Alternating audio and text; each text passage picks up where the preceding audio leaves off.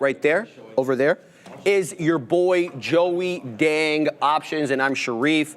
And just want to shout out everybody joining us as well. You guys had a fantastic midday show. I lost my chat. There we go. Now we can do the shout out. Bears versus Bulls and the OG Darwin joining us as well. Shout out to you guys. Wait for everybody to come on over from the other stream. There we go. Pizza Rat and Matthew Booth. Been a minute, man. Dude V. Shout out to Jacques and Rishi Fiddleback and Kalua. My man Fat Figure. Yes, my man Fat Figure. He didn't like the Hummer the other day, but I still like you, Fat Figure. Shout out to you, my man. Skull, we got Cigar Attache and Press, Time, Light, Sound. We got Kalua saying gang, gang, gang, gang, gang, gang, gang. Andrew Blackcakes on the blockchain. Dion Anand. We got Junior. We got Gur Games, Just Living. How about William Kress and Alan Bloombauer? Sorry, I butchered your name. We got YV, Nick Downs, Vern, Brad Does Real Estate, Big Finesse. I like that. City Boy 305. Where are you from? Miami. Gur Games again. Chris Donnelly. Shout out to my man. We got Goga Lahori. And how about Taught we got Bowden, dollar bill, dollar bill, yo, dollar bill. We got Dat Trader Dave B, Mitchell Andrew, Pizza Rat, one more, Mike James, I lied, and then Tom Anthony. Shout out to everybody. Thank you for joining Joseph and I on the How to Trade Midday Show. We got a banger lesson for today, and I saw volume. On that bad boy. More volume. Part two. The Katina man's coming in, bro. Wow. Yo, we gotta. Listen, we gotta. Hey, what are we doing with we gotta play. We got a playoff game here, eh? Tonight. Wow. Yeah. You know what I mean? Come This guy's on, flexing man. outright. He's like, I'm flexing all the haters, and even if you're not a hater, I'm still flexing on you. Exactly. That's what we do, man. I appreciate you, good Joseph. times, bro. Yeah, good stuff here today. Yeah, I don't even really know what to say. I got a playoff game here tonight, this evening. I'm thinking about just being a healthy scratch, which is tough, really tough for your boy, but that's okay. We'll wait until game time. Anyways, enough talk about these sports. Let's see what we got going on in the markets today. Bitcoin continuing to climb higher here, guys, and I think there might be some more room to run. If we get into the middle of this range from a daily standpoint, then it can get really, really dangerous, and we can break up through the 50 and head into the 50-50 level there. But Sharif, yes, sir. I got some more trades, but I'm curious to what you got going on and what's going on in small cap world before we get this. We're already in MLGO. Second trade on MLGO, both profitable so far. We're long 29s, just scalped up there. Here's the $half, waiting on that 2/3 and then that 3/4. This is a VWAP retracement trade. Lost the 10 exponential, which is where I got in originally. If it loses 16, that's the end of the trade for me. Looking for that continuation, that bounce back up. There's an obvious seller at 60. You can observe that here. That's going to make me take out some more. There is a big hidden seller on MLGO at 60. That is the third attempt we've had at 60 in the last, I want to say, minute and a half, Joseph. Unable to break it. So if you're trading this with me, be on the lookout for that hidden seller at 60. 16 breaks, I'm done. What do you got? Yeah, nice stuff there, guys. We're going to hop into the lesson in one brief second. This was our trade here on iBit. Was talking to Sharif about this. I'm like, I missed the ad on there. That's okay. We hold on to a little piece and then we just get out right there. But yeah, need to hammer those ads for sure, brother. But again, not too bad trading on NVDA today. Going positive, up about 0.4 here, guys. We took the short at the break of this pre-market low, and then we took some out and then got stopped break even. Seen this price compression pattern right here as well too, folks. Waited for the volume to step in. It didn't come in like I was expecting it. It was a little bit delayed, but it worked out really nice, and I got out at the break of the high day. But let's get right back into our lessons from earlier. Yeah, good point there. Pug Life positive gamma. I like that. So yeah, let's kind of get back. We'll take a couple steps back into our lesson here, guys, and we're just going to be looking for key VPA signals, and that's exactly what happened here on Bitcoin. And I'll pull up the 5-minute time frame here briefly. But I told you location. It's very, very key on where we're sitting from an intraday standpoint when you are identifying some of these signals. We went over this the other day here. All right, a nice hammer candle, strong trend, pull back, lower volume, and then you get that indecision print, okay? Very, very key. When you have the ability to correlate time, volume by time and price and your time of sales, it will add significant edge to your trading, okay? Here we go, exact same thing here on Google, location, very important, isolated volume signature, and then you get the break and you continue to the top side, all right? So now, utilizing multiple bars to determine genuine moves in price action can help you determine if the asset is going to continue to trade higher, lower, or setting up as a possible fake breakup or breakdown. Now, I want us to pay attention to this chart over here. And as you can see, we put in a hammer candle. It's not isolated, but where it's located at the volume weighted average price is extremely key. But one thing that can give us more confirmation here, and what I want us to focus on, is that as we start to appreciate in price, look what happens to the volume by time profile. You see it slowly start to stair step up, and that's just going to give you more conviction within your trade, okay? So that is an example of a long trade, and that's what I said to Sharif. Look at this volume candle here. It was extremely low relative to the other prints that were leading in the opposite direction. It's a pullback, and that volume was dwindling, and we'll go over that there shortly, and then that will give you another opportunity, a trade within a trade, as my friend Obi likes to say. And then the exact same thing going on over here, all right? So you can see that we have this downtrend. The volume does pick up a little bit here, right? But we reject VWAP. And then you see as we go on the descent here, guys, that volume consistently and continuously increases as we go lower and lower. And this is a different story because this is absolutely beautiful. You have a bunch of indecision candles at an extreme low, all right? It's not as straightforward as it may seem. It takes a lot of time, but I promise if you continuously correlate volume with price and understand what you're looking for, within a year and a half, you're going to look at these charts significantly different opposed to just price action trading, all right? So now moving forward, now diverging volume. Gaurav, I opened up my X this morning. Gaurav's like, Joe, we had some diverging volumes on some underlying assets. And I'm like, yeah, you're right, brother. Very solid point. And this is what we want to look for. If the primary trend is to the downside and we see a pullback, we can classify this as a genuine move when the pullback volume is slowly stair-stepping down. And then once that volume really steps back in, that's when you can look for the continuation of the trend. And the exact same thing when the primary trend is to the top side, right? So today is a perfect example. And I want you to go onto your charts and correlate, okay, yeah, you can see that we're steadily moving higher and higher. Now, what does the pullback volume look like? And if it has something like this is just a diagram. If it looks something like this, that can say, hey, Joe, we're ready to move at some point again to the top side if buyers decide that they want to participate and step back in. So now let's look at some of these examples, okay? So you can see that we have a nice downtrend here. With a nice strong downtrend. You see that strong volume. I want us to focus on this corner right here. But as we continue to appreciate in price, so I'll step back a little bit here. So we're on the descent here, continuing to move lower, and you see that nice, strong, steady volume. But as we start to pull back here, guys, that volume really starts to stair step down. And then look what happens. You get an indecision print, and then you continue that movement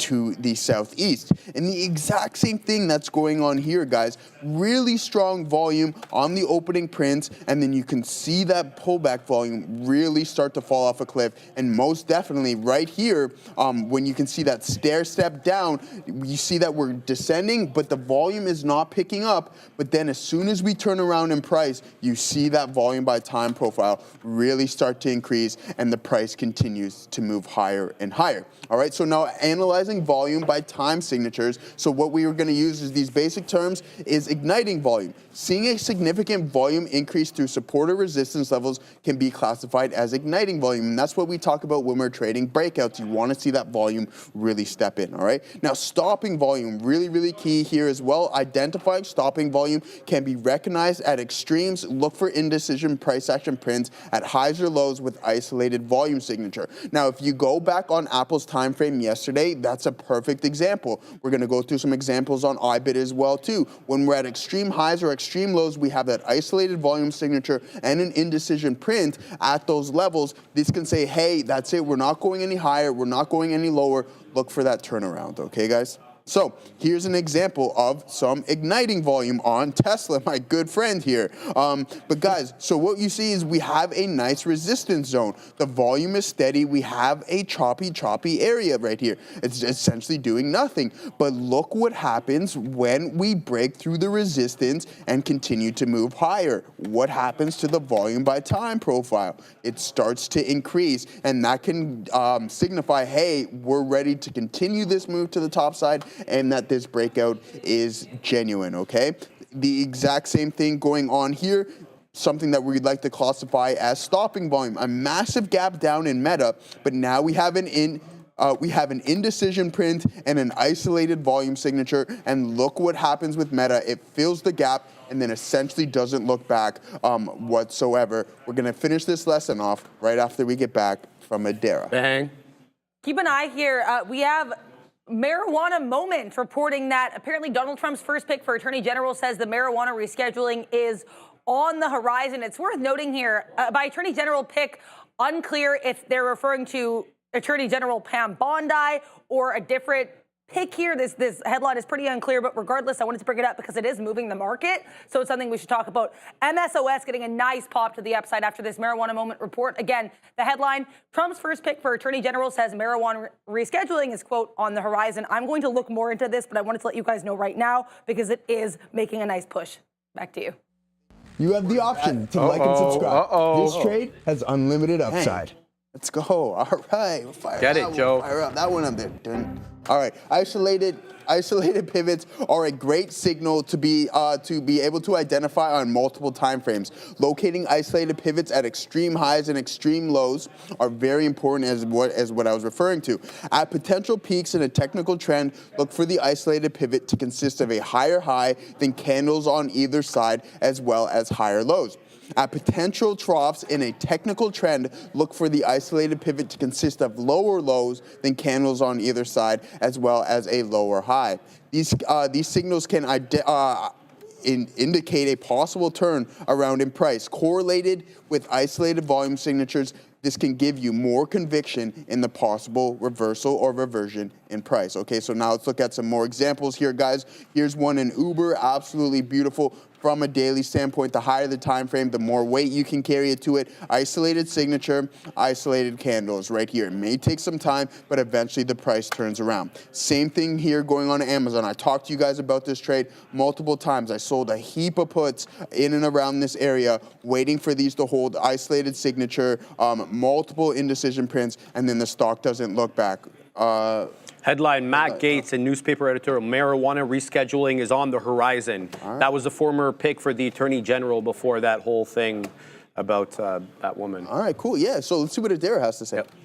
Yeah, that's the clarification. I just wanted to put the headline there while you guys finish the lesson of the day. So I did look more into this. This headline, again, from Marijuana Moment, was just expressing that Donald Trump's first Attorney General pick, who was initially Matt Gaetz, though he later stepped down. Of course, now Attorney General is Pam Bondi. Regardless, Matt Gaetz was Donald Trump's first pick for Attorney General, and he did publish an op-ed here in the Tampa Bay Times on Thursday morning.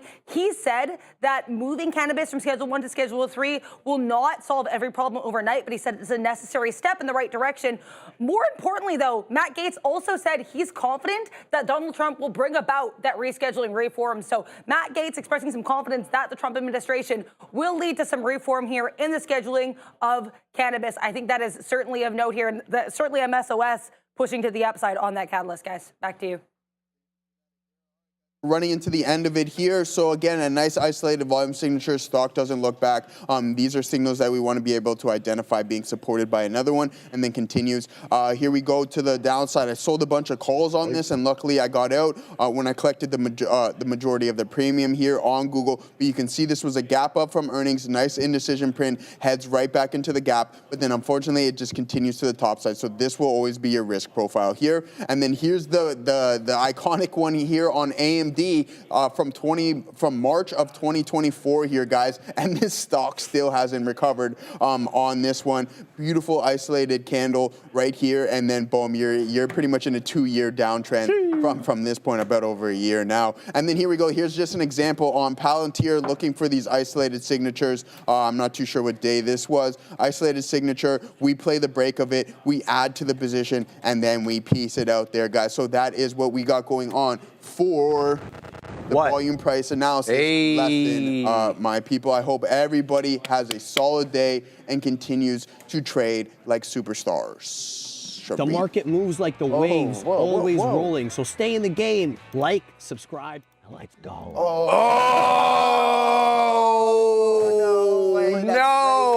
On the beach, dude, man. I can't even. Where is he at? Andre's not even there. I can't even do mine anymore, man. Yeah, yours is better than mine, bro. Yeah, I'm just trying too hard to mine, not gonna lie. All right, here we go. My bad, guys, my bad. Like, well, I'm an over-the-top type person. That's just my character, and that's just, you know, it's got to come out that way. All right, boys, and girls, and everybody else, we're involved in a couple of names right now. NKTX, we're involved in that one. That's printing to the high side right now. Got a couple of beak wetters there, looking for that move up for the high day break into 16s. We're also involved. I'll get to my other trades in a second. In Tilray, I'm going to give this one the old community college try here. Small share size. Anyway, it's a 71 penny name, so, like, yeah, calm down, bro. We're going to see if this one wants to catch a bit of a bid. We already have a couple of bull flags. Bull flag number 1, consolidation. Bull flag number 2, consolidation. Can we get a third? I don't know. We'll see what Pam Bondi and Matt Gaetz have to say about that. Kidding, of course. Matt Gaetz has nothing to do with that policy. Just chiming in there. So we're out of the money right now by an entire 1.5 pennies. We'll see if we can get that continuation. I am looking at adding into the mid-range of the bull flag, but the break of 70 pennies gets me out of the trade. It needs to hold the bottom end of that bull flag range. That's my thinking there. Oh, that's nice of you, bro. Why not? Shout out to my man, why not? All right, here we go. So let's talk about the trades that I had on. MLGO we're profitable on, but we got stopped out both times for the remaining amount. Got in, scalped almost like 50 pennies into 18, actually more. Got stopped out for the rest for a loss of 25 pennies on the rest. Got back in. Once it got into that volume weighted average price, scalped up again into almost $1 there, believe it or not. And then boom, down it goes again. Got stopped out for the remaining amount. So it's been kind of a zig and zag type situation, but boom, NKTX, Joseph Wilson. This was at the high of the day right now, waiting at 16s. 16s does reject. 15 still the high of the day, looking for that move up. I don't want to move my profit taker down. The reason I put it at 16 was for the high of day break. So I'm going to try to exercise some patience here on this bad boy to see what we get. I do appreciate you, Adara. I hope that Tilray trade smokes to the upside and gives your PL a nice high. Damn. She's smashing the puns one after another there. So shout out to Adara LePage. Appreciate that and the positive sentiment there. Good vibes from Adara. So keeping my eye on Tilray, Joseph, and still weaseling into or trying to take that high day currently on NKTX. Let's bring in these side charts and talk about what else we're looking at. So as you can see here, MLGO, it looks like it's given up the ghost. It's below the volume weighted average price right now, so that one's going to have to set up a little bit differently for me to get involved. But I'm seeing 16s come into play, and there goes the high of day on NKTX. We're going to wait at 21s now. I appreciate you, my guy. Let's see if we can get that big boy break. We still got some shares on this one. Let's see if we can get that continuation. Sorry, I had to digress a little bit there.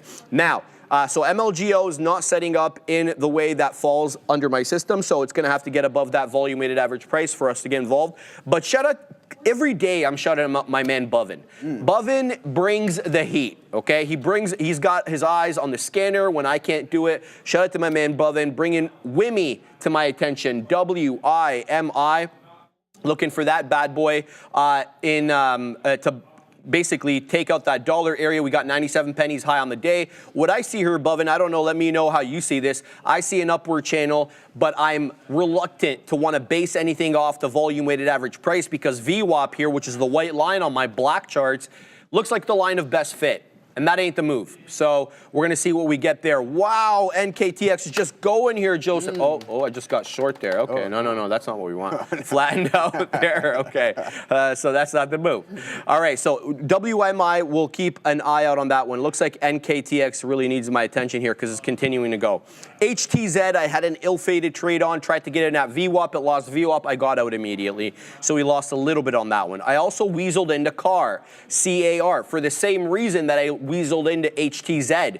And Adair pointed out that they are a very, Hertz car. You get it? So this one didn't hold VWAP. Where's CAR at? There it is. So we got one beak wetter quickly there for a 30-penny winner, and then we ended up losing 40 pennies on the stop out with more shares, so negative on CAR, and won't trade it until it gets above and holds above the volume weighted average price. So that's my look on that. Let's bring in some more because there's more to talk about. We got Woof. And Woof looking real good, man. I mean, it's putting in higher highs, it's putting in higher lows. It respected VWAP when it was at VWAP. It hasn't gotten VWAP in a while. It's up 37%. Put some dang respect on this one's name. So we're going to keep an eye out on Woof. IMTE is not doing enough volume for me today. It's also zigging and zagging here. And then last but not least, guys, TNON. It's definitely, the best days are sort of behind it. You can see we were trading this one back on, I believe, Tuesday it was, when it has a really good day. Sold off yesterday. Now it's kind of putting in a bull flag here, but it's also below VWAP. So TNON not setting up in the way that I'd like. Now, let's talk about NKTX because I'd like to get involved with this one a little bit more if I can.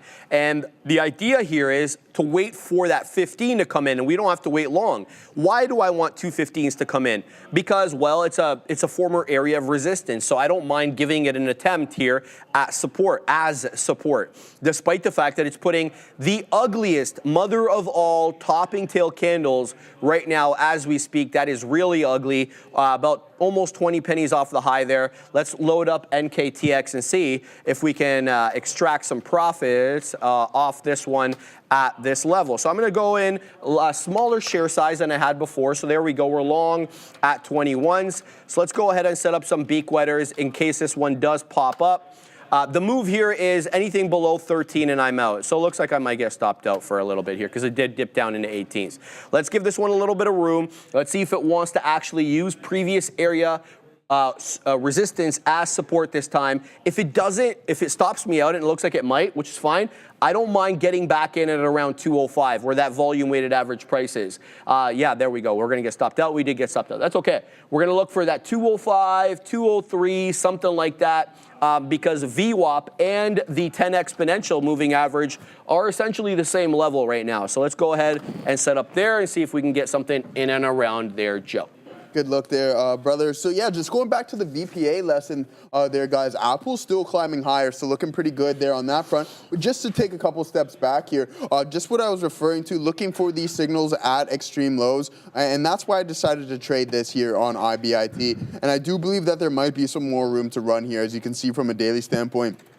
We can head into the top of this range and then even break through. So going to be prepared and wait to see if that happens. We'll hold on for any form of pullback here just because we are really extended from VWAP and we need to take that into consideration. We don't want to be chasing at these highs, right? Like, again, you want to be patient. Watch the pullback volume. You can see the pullback volume here on Tesla as well, starting to really fall off a cliff. What is that telling us? Oh, hey, we might be ready at some point to turn around if buyers decide that they want to step in and continue this program, that we might climb higher and higher here. Unless this really starts to accelerate and pick up, then that's exactly what I'll be looking for. Indecision prints around the volume weighted average price and then turnaround signals. Okay, some more turnaround signals. So really good look here on Tesla, up 5 1/3. 5 1/3 here, which I was not expecting. And it's like, yeah, I know people in the chat are like, Joe, yeah, how you feel about the Tesla? You know what, guys? I'm at peace.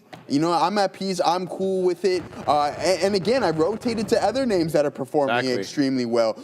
And that's the thing. I can always get back into the stock. Yeah, we're not going to hit everything out of the park all the time. Did I get out at roughly at a tough area and not stick to my plan of getting out at 300? Yes, but that's okay. I'm like, man, I can't deal with this guy's volatility for now, I want to get into the rotation because there might be some more downside, especially with deliveries and the Q1 earnings report. All right, guys, Tesla to 500, says Vecna. That's very interesting. I wouldn't disagree. I just don't know if it's time yet, but I could be so wrong, it's not even funny. But anyways, yeah, guys, what else was I going to go over? Yeah, the options chain. Obviously, you know I always want to take a look. So the Q is looking relatively healthy here, guys. 490 still being the narrative on tomorrow's expiration cycle, so we might get some topside room. I don't see anything at the 86s or 487 strikes, which is odd, but that's okay. 490 might be in the works for today because the market is really, really strong. Microsoft heading towards the Ides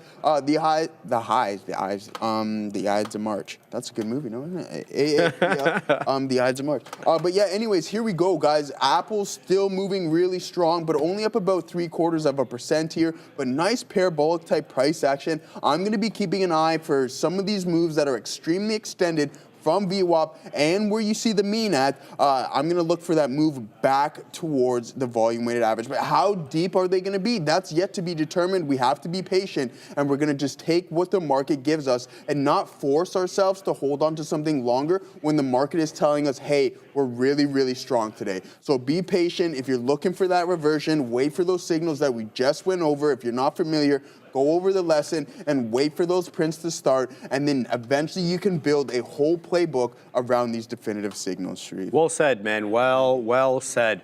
All right, still nursing this trade in Tilray. We're literally flat on it. I'm quite disappointed that I wasn't able to get the ad at 70 and 2/3. I had that resting order there. Essentially, since I started trading it didn't dip in.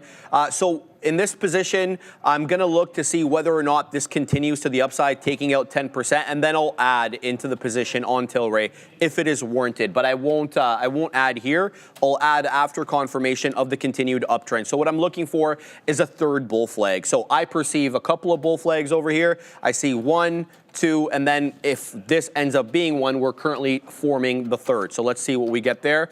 And then we'll report back to you guys. All right, here we go. NKTX just got filled at VWAP. Now, this is where the trade comes into play. I mean, now we really need to see if it holds the level. So $2 is going to be my line in the sand for this one. Let's see exactly the amount of shares that we got left till we got the right amount of on the stop there. Yeah, we're good like that. I just want to see something real quick over here. Yeah, that's exactly where I'm going to give it to. I'm going to go like that, and then we're going to go like this, and then we're going to go for that many because we're going to add at $2, believe it or not. So we're going to throw that out there. So this one did find a little bit of support at the 20 exponential moving average on the 5. So because the 20 exponential and VWAP are awfully close, I'd like to be able to use the 20 as my stop placement rather than putting it right below VWAP. I feel that this one might, suffer from a quick specialist breakdown and then get me out. So that's going to be my move right now. Let's see. We got 07. So now I'm going to set up for some beak wetters if this one wants to pop up. We'll layer our orders because you know how these ones roll. They're around for a good time, typically not a long time, not a hard and fast rule, but one that I've observed. So that's what we'll see right there. We got 7s. I'm waiting at 11s for the first little beak wetter there. Let's go back to Tilray and see what the situation is. Yeah, it's continuing to kind of show that it's putting in higher lows and higher highs, but it's not with the same vigor, certainly, that it was on the initial bull flag and even the secondary bull flag.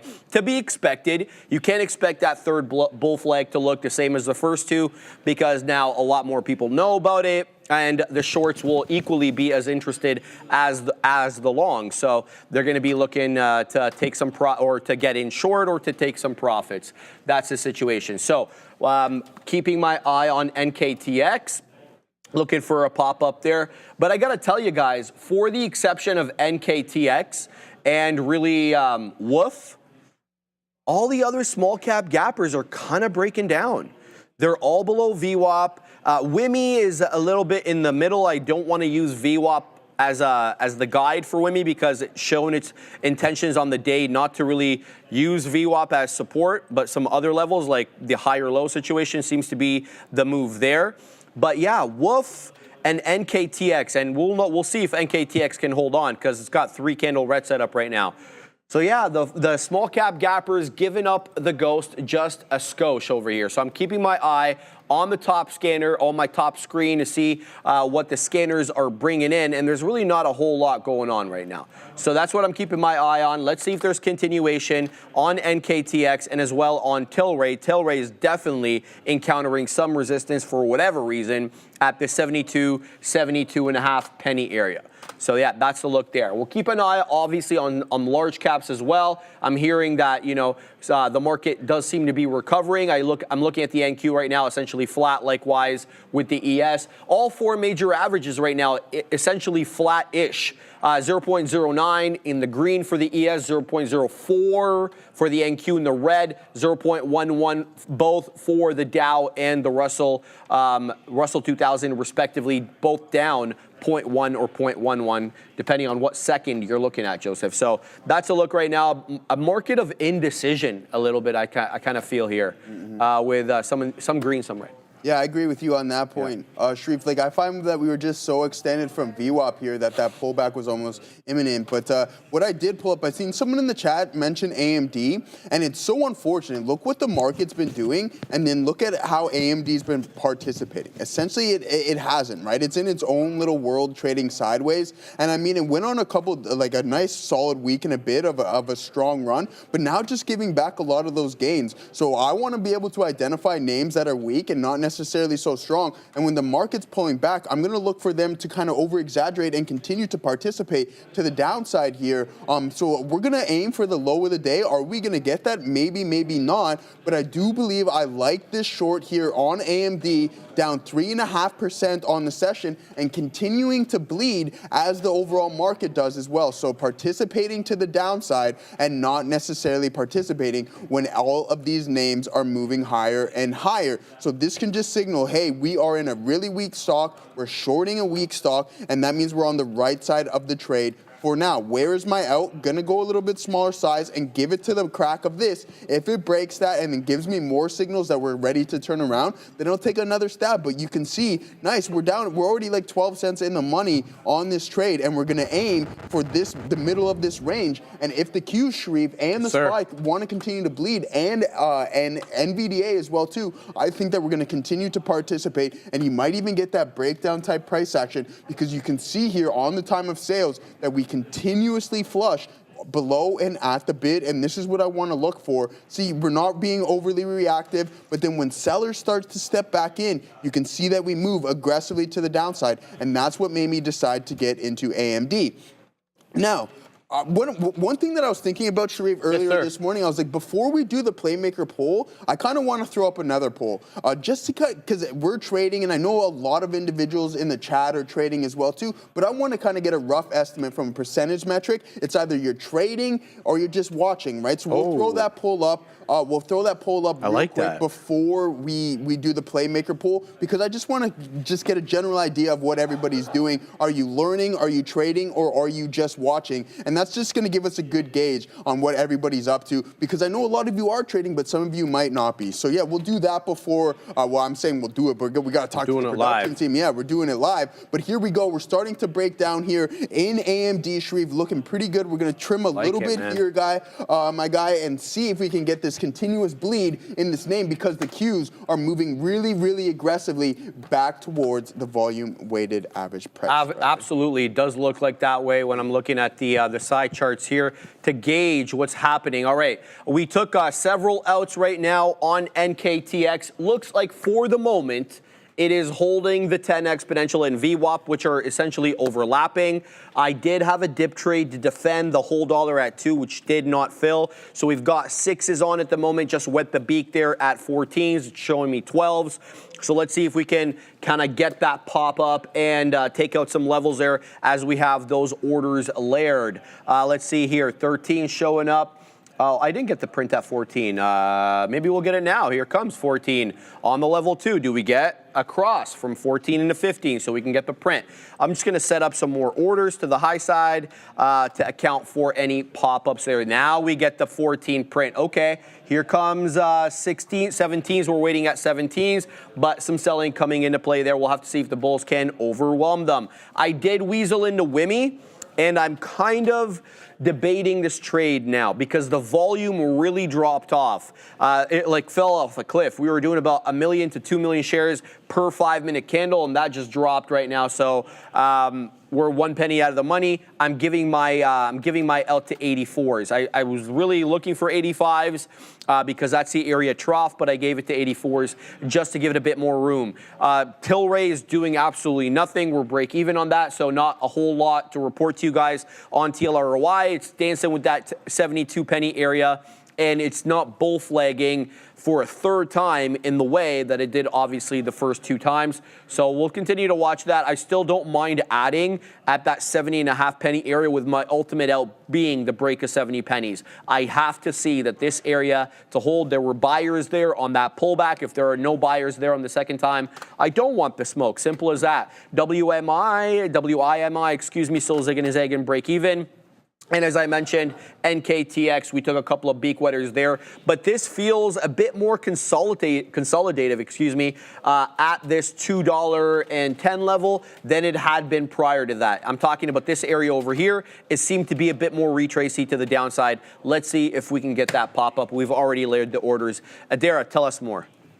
I'm going to tell you guys here, as we actually get a little bit of a double bottom, interestingly enough, on the 3-minute chart for this NASDAQ, it is worth noting Mark Carney, who is the current Prime Minister of Canada, he's going to be speaking to the media at 1:30 p.m. Eastern. Keep an eye on this, very likely to mention tariffs, so I will be following this. If there's anything market moving, of course, I will keep you all apprised, but it is worth noting he will be speaking at 1:30 p.m. So keep an eye on that. Again, Donald Trump here, more executive orders to come at 2 p.m. Eastern. So 1:30 p.m., we get Canada's Prime Minister. 2 p.m., we get President Donald Trump. Back to the Bash Brothers. To Mark Carney. Did you hear what one of the reporters asked him the other day? No. So he was proposing, he did a bunch of different campaign announcements, right? He's like, okay, we're going to cut the GST on new homes. GST is goods and services. It's essentially a sales tax in this country, guys. A VAT, so to speak. He's like, we're going to cut the GST on new homes, and we're going to take off the consumer carbon tax, right? Which is like the stuff we pay at the gas station, not for industrials. And so he had a bunch of different ones as well. I'm just forgetting. So one of the reporters asked him, he's like, okay, all these new announcements are fantastic, but my question is quite pointed. Having announced all these new initiatives, do you feel you're running for the wrong party? Do you feel you should run for the Conservatives? Oh. Because he's taken all of Pierre Poilievre's ideas, right? But, you know, we're... But he said that GST cut was only for houses under 900,000 or something. Fair. Right? But it's like in the GTA, there's nothing... That's not going to be enough for around here, yeah. So it's essentially like, what's going on here, Mr. Carney? But yeah, what do you should join alongside Mr.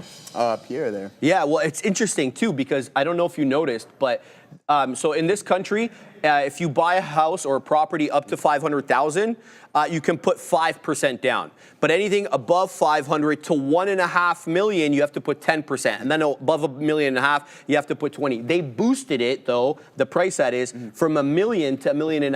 So now, if you want to buy a property, and you have to get the insurance, 5%, sorry, 10% up to $1.5 million. Oh, okay. So it's like kind of a...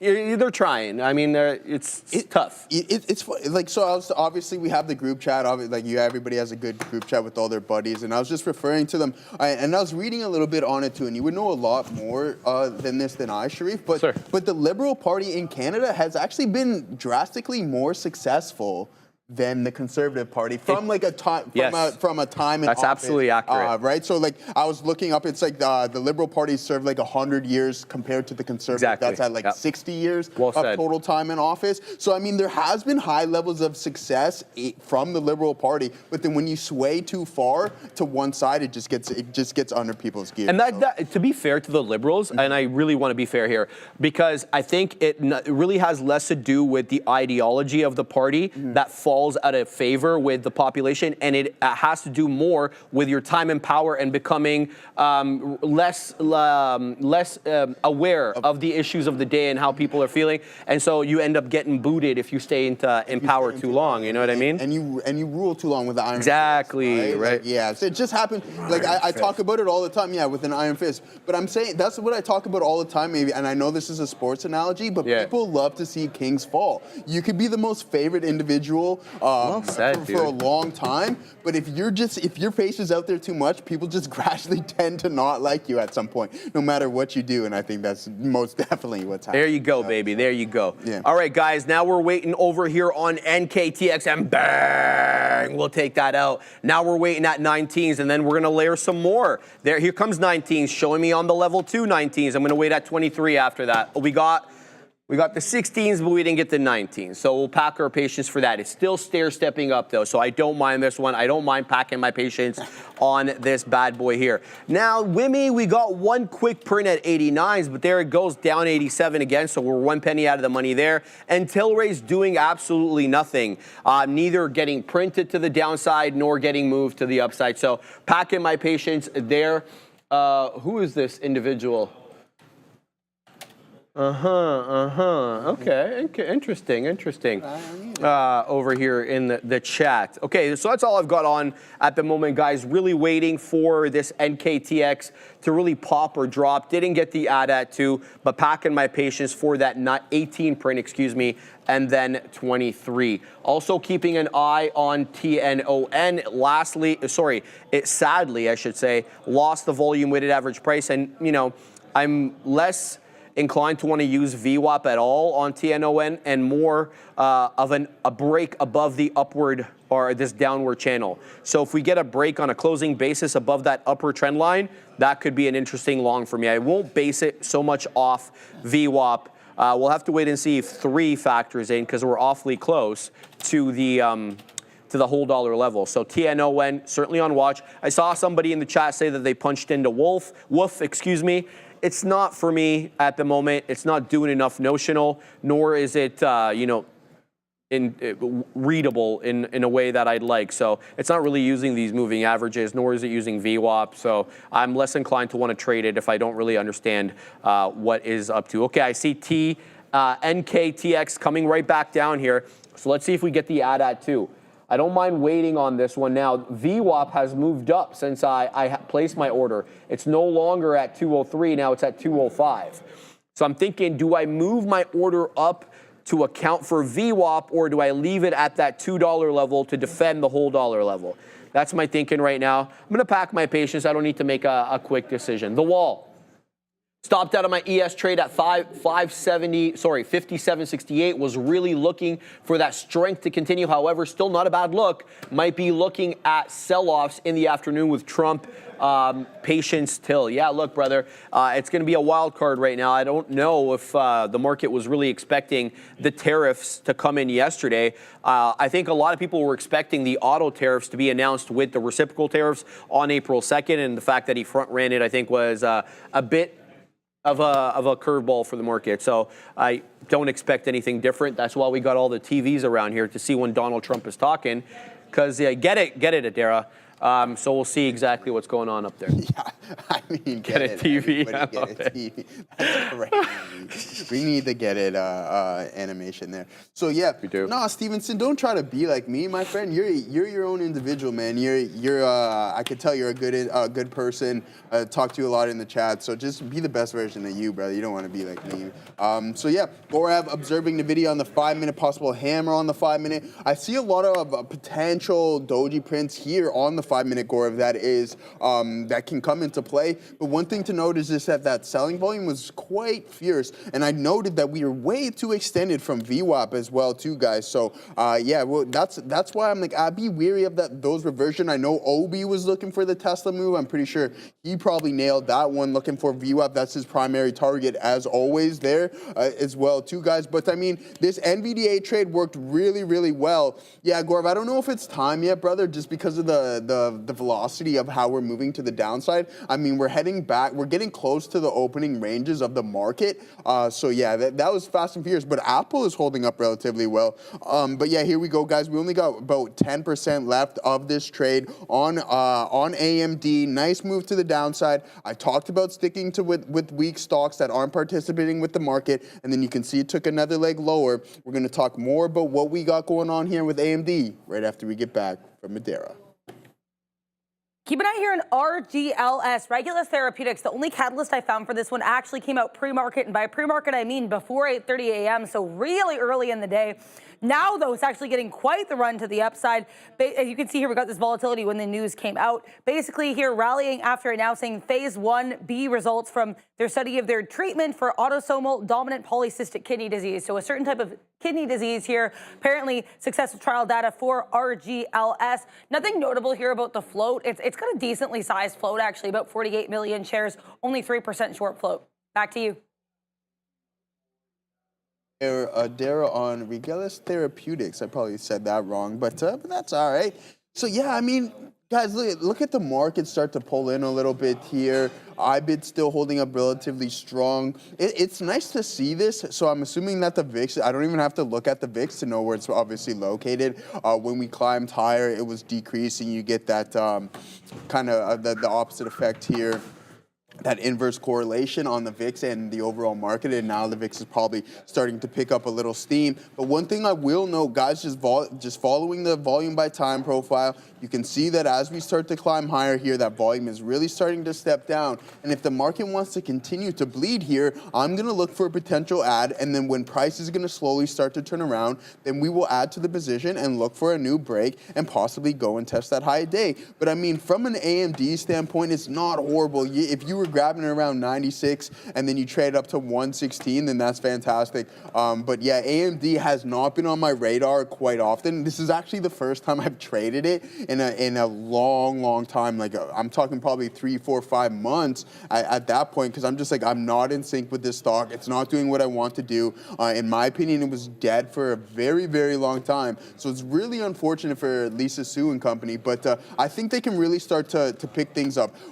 I mentioned to Sharif, I read an article about how NVDA might change to Intel for their gaming GPUs or their processors, because TSMC doesn't have enough space and capacity to deliver the demand for them. But that can also benefit AMD as well too, because people are going to start to trade to turn over to AMD's units. And I actually personally, on my personal computer, have AMD as well too, and it's done me just fine for the past 3-4 years. That's going to be really interesting, dude. If this Lip Boo guy can really turn things around and become what Patty G wanted, which was to turn them into a foundry, especially for one of the biggest names in the game, man, or if not the biggest name in the game right now, NVIDIA. So that's going to be super interesting. We'll keep an eye on that, and obviously we'll be reporting on it. Guys, thank you, Adara, for mentioning RGLS. Perfect opportunity to tell you why I won't trade this until and if it takes out that $2 level. This is one of those ones that looks fantastic. And then you look a little bit deeper, and then you see in the pre-market, it has a big boy level there into $2. On volume, might I add, about 2.7 million shares in that 1 5-minute candle exchange hands there. So there could be some bag holders up here. Now, I have a bit of a rule that I don't trade small cap gappers that are trading south of the volume weighted, south of the pre-market high, in addition to south of the volume weighted average price. It looks fantastic though. Higher highs, higher lows, and then once we broke from that VWAP, the buying came in quite aggressively. What I've done over here is I put an alert at $1.90 to let me know in advance as we approach that $2 area, because that is where I want to trade it. I want to look at around $2 once we take out, and if we take out that pre-market high. So that's my thinking right now on RGLS, but it's a fantastic looking chart. It just has to set up in the right way, packing my patience there. Tilray continuing now to bleed. We had about a 5-minute consolidation, and now we've got a 4 candle downtrend. Each and every candle though, for whatever reason, bouncing off that 71 penny area. So I'm all eyes to see if this one wants to defend 71, and if it starts putting in those higher highs and higher lows, we'll add into the position, because we've got baby shares on right now. Not really looking at adding here. It's not my spot. Let's go back into the other one, WIMI. We've got one beak wetter, still about a penny out of the money on that one, so not much to report on. And then NKTX continues to zig. It continues to zag at that 10 exponential. It's not really putting higher highs or higher lows though. Actually, there was one candle of indecision over here that actually put in a bit of a lower low, but look how aggressively it was bought up. If you exclude this candle here that manifested at 1140, it is putting in higher lows. So I'm not going to add into the position, but definitely on the lookout for a trend change here for, NKTX.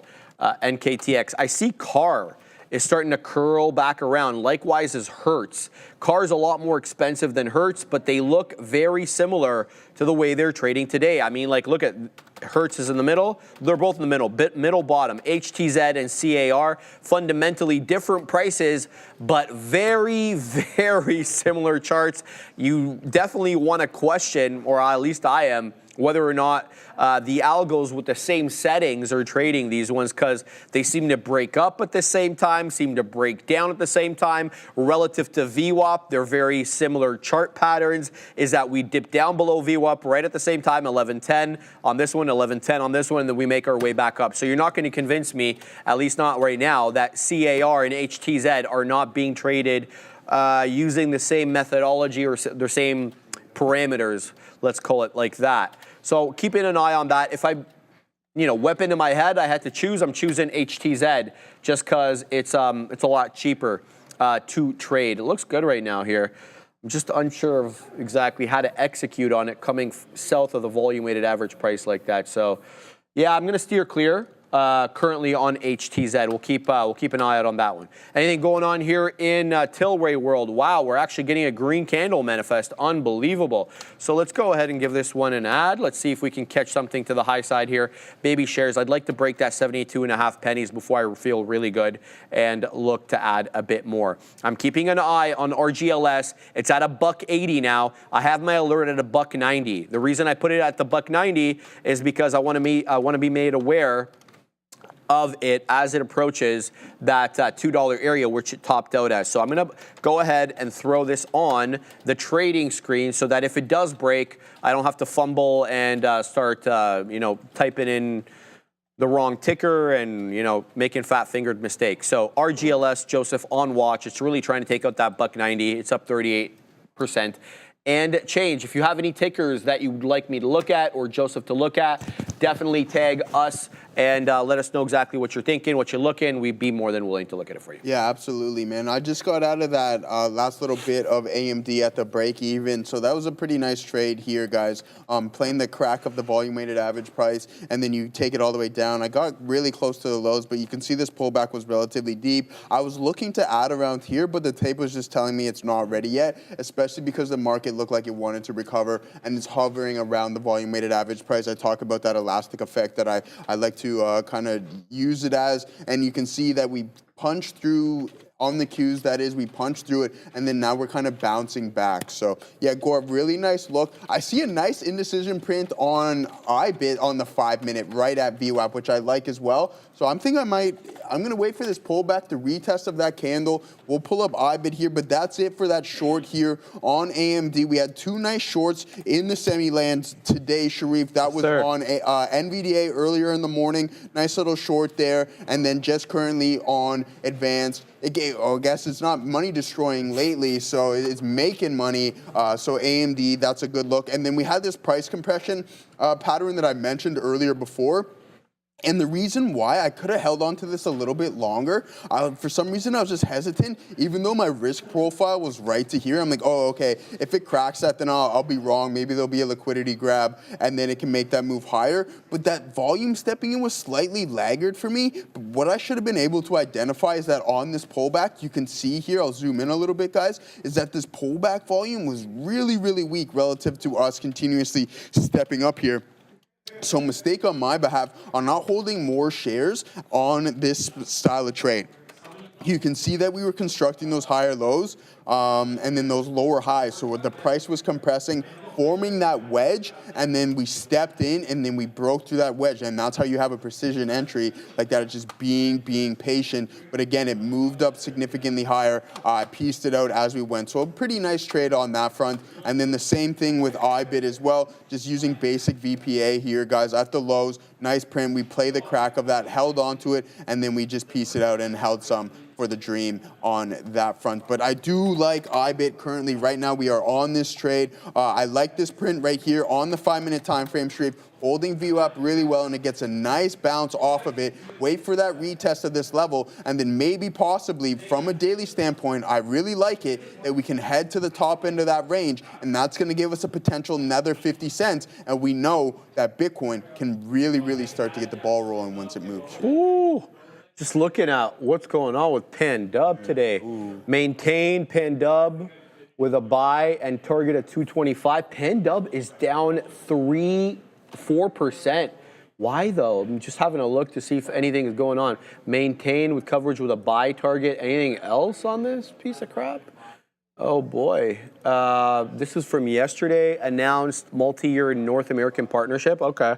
So Pan Dub taking definitely a no dub today. It's an L. This thing was at 190 yesterday. It's at 177 today. So there you go, baby. This is not a good day today for Pan Dub. This is one of the ones that I have in the swing account, so I'll have to keep an eye out on that one. Didn't really realize that till right now. All right, let's keep an eye on the prize right now. We're involved in a few names. NKTX is the one that I'm really focused on at the moment. It's the one that I have the most shares in, and it's the one that's setting up the best. But it has been a bit of a weaker since that topping tail candle into 234. Let's put it like that, okay? What's keeping me involved and optimistic about the trade is where it's positioned relative to VWAP, its current price with respect to the 10 exponential. So I'm keeping an eye out on that. Let's see exactly what we get there. WIMI continues to be flat for me. I might flatten out there if the volume continues to drop off. And Tilray, shout out to Pretty Panda. He's like, hey, I was gone. I came back and marijuana's jumping up. What's going on over here? So I was letting him know that they may reschedule marijuana. That was something that the Biden administration, we heard a talk about, didn't think, to be honest with you guys, that the Trump administration would follow suit with that. So there you go. We'll get more information, obviously, when we hear something official from Pam Bondi or anybody else there at the Justice Department or even from the big man himself. So we'll keep tabs on that. Mr. Profit 7 already made 20K off the pops to each their own. That's big. FFAI will explode tomorrow. Yeah, that's big. FFAI, what's this? FFAI. Faraday. Oh, yeah, I know about Faraday. Well, Faraday is going to be interesting because they are scheduled to report tomorrow, if I'm not mistaken. Or today, actually. When are they scheduled to report? Let's have a look over here. Faraday Futures. Where's Faraday? Show yourself, Faraday. Yeah, it might be down here somewhere. Okay, I'll look after. I think they are scheduled, are they not? After the close today. Major earnings after the close. Faraday, FFIE. Other earnings reports Thursday after the bell. I'm not seeing FFIE here. I don't know what this, oh, it's right there. FFAI, excuse me, not IE. FFAI. So yeah, they are scheduled to report after the bell today. One that we know because we've been trading these small cap gappers, Faraday, and we always joke with Randy about that one because they have an interesting car there. So yeah, nothing going on over here for me. I think I will flatten out my WIMI trade because it does not look like it's setting up in the right way. So I'm gonna take this one out if it loses 85 pennies. It's very consolidative and it's below VWAP, so that's not gonna work out for me. I'm not gonna look to dance with that below the volume weighted average price. All right, guys, a poll is now up. Shout out to Joey Options for putting that. Are you just watching to learn or just watching? Are you learning? Are you trading or all of the above? I'm hitting all of the above. We already have 73 votes. I think that is what the majority of the people are doing so far, Joseph, with 78 votes coming in, 49% of the people doing all of the above. So I think you had the right idea there. Yeah, that's a good one. I like this poll, guys, just to get a general idea of what everybody's up to. And all of the above seems to be the case. So it's really good to see. And if you're new to trading as well, just sit back, learn, trade simulator, do what you have to do to prepare yourself for this journey because it is quite long and again it can get taxing at times, but that's the good thing about being here. You have that community. You have Sharif and I, you have Neil and Sean, you have Adara, you have the production team, Brando, everybody here. We're doing the exact same thing. Obi in the back, Wayner, Branks. So yeah, a good solid team.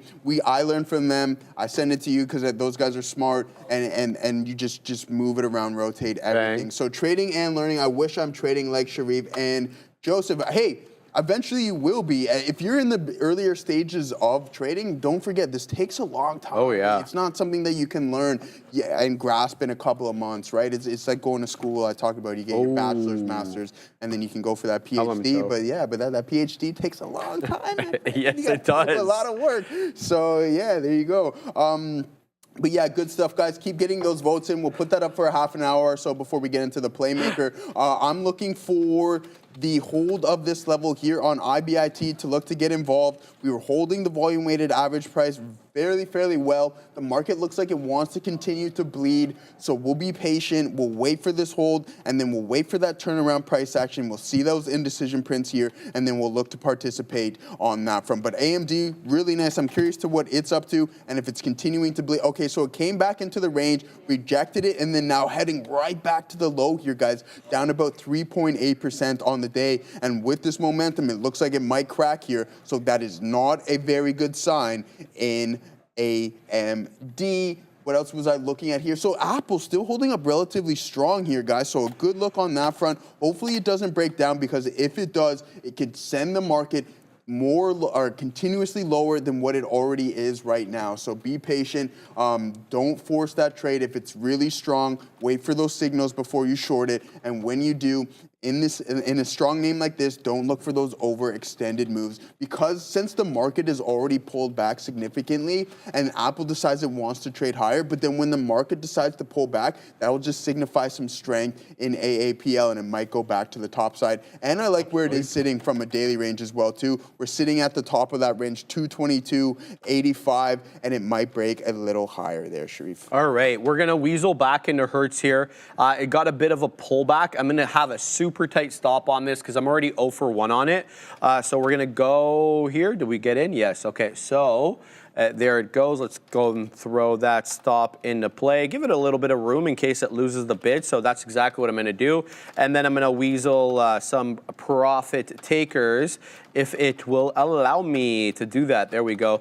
Just layering them there. Whether or not they get filled, an entirely different story. Currently trading at 418. That's where we're long. Let's see if this one wants to curl back off that level. I'm still keeping an eye, man, on NKTZ, but I am getting a little concerned, despite the fact that it's not losing the bid, hasn't lost, that $2 area, and hasn't lost VWAP either. The volume, though, and Joseph always stresses this, and I totally agree with him on that. The volume signature just not there. You need volume to go up. You don't necessarily need that much volume to go down, though. So that is my concern right now with NKTX. We're long. We've got a decent amount of room between the current price action and our entry, but for how long? So that's a little bit of my thinking at the moment. So that's the situation. Everything else stays the same. You see, I've got like 4 different positions on at the moment, but I'm managing them, I think, in the best way possible with tight stops as they are warranted. Adara, what is happening now? Well, for one, Sharif, get it with those 4 positions. For another here, let's talk about what's happening now. So this is the market, and I think the best way to describe this is just really big flush here. After, we have this flush of the open, we push to the upside pretty nicely, and then we give it all back. But it's worth noting, still making some higher lows. So higher lows still for the NASDAQ, though we have given up VWAP, and we are pushing lower. S&P 500 looking almost identical to the NASDAQ, both going from red to green to slightly red on the day. We did have some GDP a little bit higher than expected. PCE coming out tomorrow. As I mentioned earlier, all of these numbers are expected to be basically in line with their previous print, but core PCE year over year is expected to incline by 0.1%. Keep an eye here on TSLA. This one actually holding up really nicely. Bouncing off, this is around where VWAP is. You're bouncing as the rest of the market continues to push lower. So TSLA certainly on watch. Also on watch here is one that Sharif's been trading, RGLS. It's worth noting we did not have any midday catalyst to explain this other push to the upside. They had a catalyst earlier about some positive data for one of their treatments. So good look there, but again, that came out this morning. So RGLS getting a nice second wind to the upside. MSOS and watch as well. In case you missed this catalyst, the marijuana moment, basically, this article here was shared on X from the marijuana moment, basically right when it came out. Matt Gaetz, who was Trump's initial pick for Attorney General, obviously it did not go through. Current Attorney General is Pam Bondi, but regardless, Matt Gaetz wrote an editorial that was published in the Tampa Bay Times where he said not only does he think it's time for marijuana to be rescheduled, but he actually thinks Donald Trump is the president to get the job done. So Matt Gaetz expressing some optimism here in Trump's abilities to reschedule marijuana. Nice little bull flag here for MSOS, and we'll send you back to those Bash Brothers. Bash Brothers. Hey, appreciate that, Adara. Joseph Wilson. Yes, sir. What do you got? All right, yeah. So we're in some IBIT here, guys, looking for that crack. But I want to point something out here. Look at this rejection to a T right off of these pre-market highs, Sharif. Really good look there. So if you're looking for levels, yeah, almost to the T. Those pre-market highs rejected, and then we come all the way back down to VWAP. So that's a good rejection level. Are we going to go back and test that? We'll have to be patient. I have a very tight stop on this because I believe that this is a little bit of a chase here, all the way up here, because I'm looking to play the break of this, and the volume's just not supporting it. So I'll get out right around here, and if we come back through VWAP, then I'll just look to get right back in. But I should have been in on right here, and then I could have took some off. But again, I would have been stopped out break even. So Pizza Rat, MSTR might be good for a long. I don't love MSTR, right? If I'm looking for a strategy, like if I'm looking for a Bitcoin play, then I'm just gonna go IBIT or actually like BTC or anything, something along those lines. I guess there's no really other options. I'm not gonna go BTC because the management fees are too high, and they fired that guy because like you kind of botched that release of the ETF. Really? Yeah, they fired. I didn't know that. Yeah, see you later. Well, that's not a small thing to botch, bro. Like, well, you get one shot at the release. Yeah, exactly. Right? Right? So like Grayscale had like over a 1% management fee or something like that, and everything else was like a fraction of a percent. And it's just like, okay, no one's gonna want to pay for the TBC opposed to going to with like IBIT, right? The BlackRock one. So yeah, that was why I grabbed IBIT, and I'm glad that this was one of the most successful ETF launches there was the Bitcoin ETF. So yeah, it was very, very interesting. But here we go on MicroStrategy. Again, the same. That's the thing. Someone was asking me about MSTR calls, and I was just like, ask yourself, do you want to own MSTR or do you want to own Bitcoin, right? So just go with IBIT if that's what you're looking for is Bitcoin exposure. I wouldn't necessarily go with MSTR. Like, I mean, if you want to go with a leveraged product, because that's what MSTR is, you're paying a premium for that, right? And like even GME, a lot of people were talking to like the analysts yesterday when we got that. When we got their earnings report and they said they were going to get into Bitcoin, this, that, and the other. It's like, why would you pay a premium to hold GameStop's stock, right? Unless you think that there might be something else that could add a little bit of a premium to that. And I don't really see what the business model is going to be. You know, I was digging a little deeper into their earnings. And it's funny because like trading card volume is up. Like they're diversifying and weird stuff like that. I know, but is that substantial? No, dude, no. Right? Like I don't know, man. I don't want to disrespect trading cards or anything like that. Not like I really know much about the industry in general, but it doesn't seem to me like one of those ones that's really gonna move the needle, right? Like I don't know. And like how much? And how much? Fabian's like, what do you want to know? So Fabian, here's the deal. So you know, obviously, I don't have to tell you, but GameStop, you know all about it. The point is, they were saying that they were looking to diversify because, you know, not everybody's buying video games in the same way that they were before, controllers, stuff like that, and whatever GameStop sells.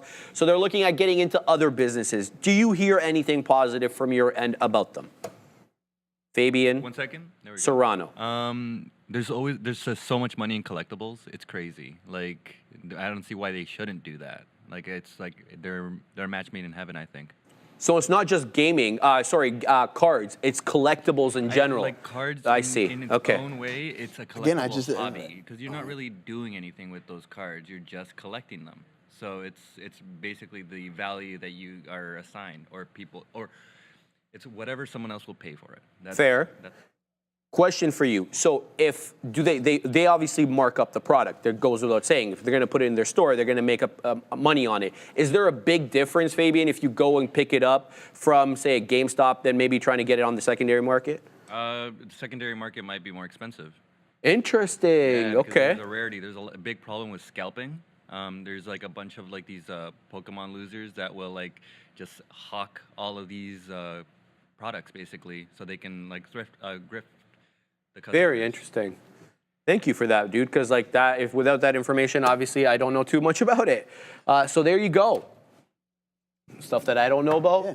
He knows about very well, and that's the beautiful thing about having a team, Jameson baby. says Pokemon cards are trading for our prices. Yeah, I agree. Like you have the likes of Logan Paul wearing a $3 million Charizard card, but I just don't know how large that market is and if it's going to have a substantial impact on the company. If anything, Bitcoin would have more of an impact on their balance sheet, I believe, because the ability to appreciate in Bitcoin. I just don't see tradables changing, like turning the boat around completely for GameStop. With all due respect to the industry, I don't know too much about it. It's just, to me, it doesn't seem like, you know, it's like the thing of the day. So Very interesting stuff, though. Guys, I want to talk about a couple of names here that are quite important because they are doing big boy things on the day. Ali Dang Baba. BABA, I just saw you guys yelling in the chat. High day, and more accurate you could not be. We just topping tailed just a skosh, 137.79 the high a day. We're back at that 137 and a third. But what's beautiful about this chart, this is the 5-minute chart on Alibaba, is that you're seeing higher highs and higher lows.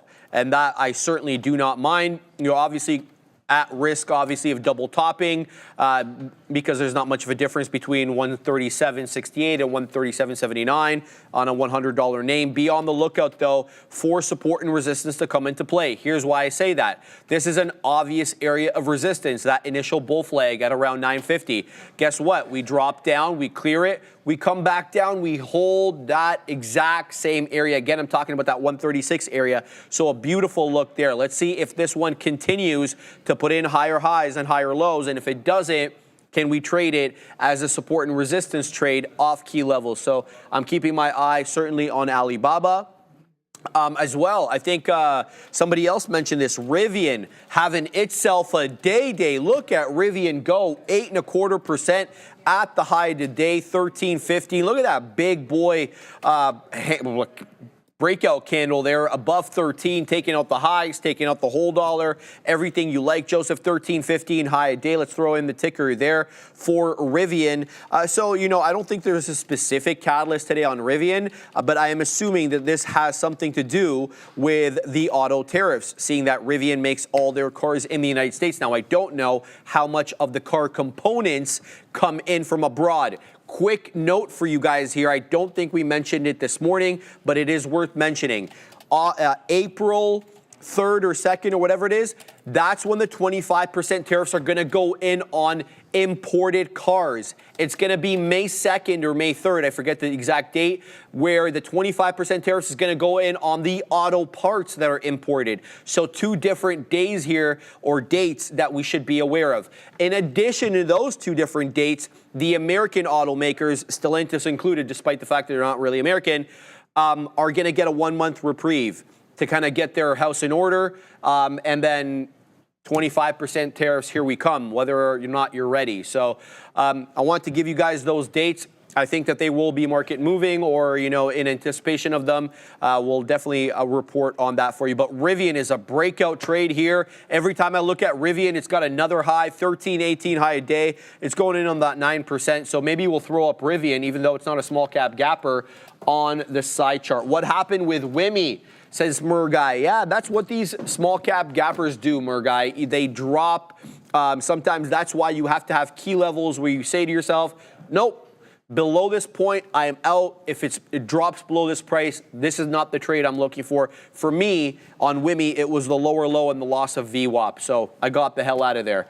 But great question there, and looks like you are trading these small caps. I did get back in to NKTX to defend that volume weighted average price, but I am concerned with this one now because it's putting an obvious lower high situation with that flat bottom going on. So I've already moved up my stop. Anything below $2, I'm gone. So we'll keep tabs on that. How we doing over here? That's MLGO, not doing anything on MLGO. Tilray continuing to kind of just hang out sideways. What's the situation here on Hertz? Yeah, we're about 1 penny out of the money on, or 2 pennies out of the money on Hertz, so nothing to report there. And then RGLS, exactly why I don't trade these below the volume, below the pre-market high.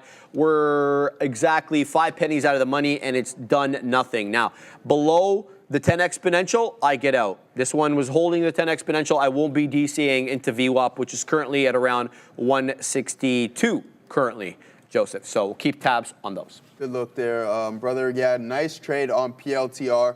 Nice hold on the volume weighted average price. And we had a bunch of indecision prints here, guys, as well on the Qs, that 1 minute time frame. So coming into play, really, really nice look here as we pull up my screen. So you see that indecision isolated prints at that low, holding view up. You get that elastic effect in the indicator, and then now you're slowly climbing higher. And Palantir about to run into the high a day. And then my good buddy himself, the man, the myth and the legend, Mr. Gorev. Gorev's an OG. Yeah, OG. So there he goes. Nice trade. He was in at these lows here. Get it, Gorev. on Palantir off of this hammer candle, so I'm assuming he played the break of it there, tight stop to a 91.50, and then there you go. He's probably already at a 2-to-1 or something along those lines. So yeah, really, really good look there, my friend. Nice trade. He smashed it on Apple as well too. So really, really good trading there from my buddy Gorev. Yeah, so yeah, that's it, guys. We're out of this IBIT trade right now. We only got about 10% off, and then we got stopped out break even. I'm going to wait for the retest. I do believe we can curl over and then come back and test some of these levels, so I'll be patient and wait for that. But right now, I mean, AMD, pretty good trade. It came back towards VWAP as the market climbs higher too, but again, lagging its peers. Nice little short right there on that front. And then we got stopped out break even. Looks like it wants to crack through, but that volume by time profile not really telling us, hey, we're ready to continue to appreciate. So negative 3.3% here on the day, and Apple's still hovering around those highs. And I can't believe the push that Palantir is putting in. I remember looking at the stock and trading it from an intraday standpoint at like $17, $12, whatever it was. Yeah, I remember that. Yeah, and like 22, 23, right? And I'm like, man, sometimes it's like it's so in play. Alex Karp was getting mad at the short sellers of Palantir and etc. Yeah, you remember that? Yeah. He's like, they're doing coke on yachts and stuff. Like, exactly. he was so bitter. He was so mad, right? You didn't know about that? Yeah, I you know you knew about that. Like, there's such a high short float on his name, but then just so look at it. So a very interesting character, Mr. Karp himself, but a good recovery. Let's see how much from a percentage metric, how much we're down from those. Still 26%. That's nothing. That's not as bad as it was before, but we know 40% haircut from peak to trough there on PLTR. But again, a good look, and I think this name is going to continue to climb higher. I wouldn't be surprised within the next year or two we see 150 to 200 in Palantir. Yeah, Jameson's been yelling about Palantir. He's certain it's going to 93 on the day. So shout out to Jameson. I didn't have eyes on Palantir, but that was a hell of a VWAP hold, Joseph. And we could be taking out that 93 and a third if we get a nice little move up in the market. Seeing as we're already above 93, Palantir had a bit of a tough day yesterday. But you know, I don't really think that the military spending cuts are going to affect Palantir. I've made this case before.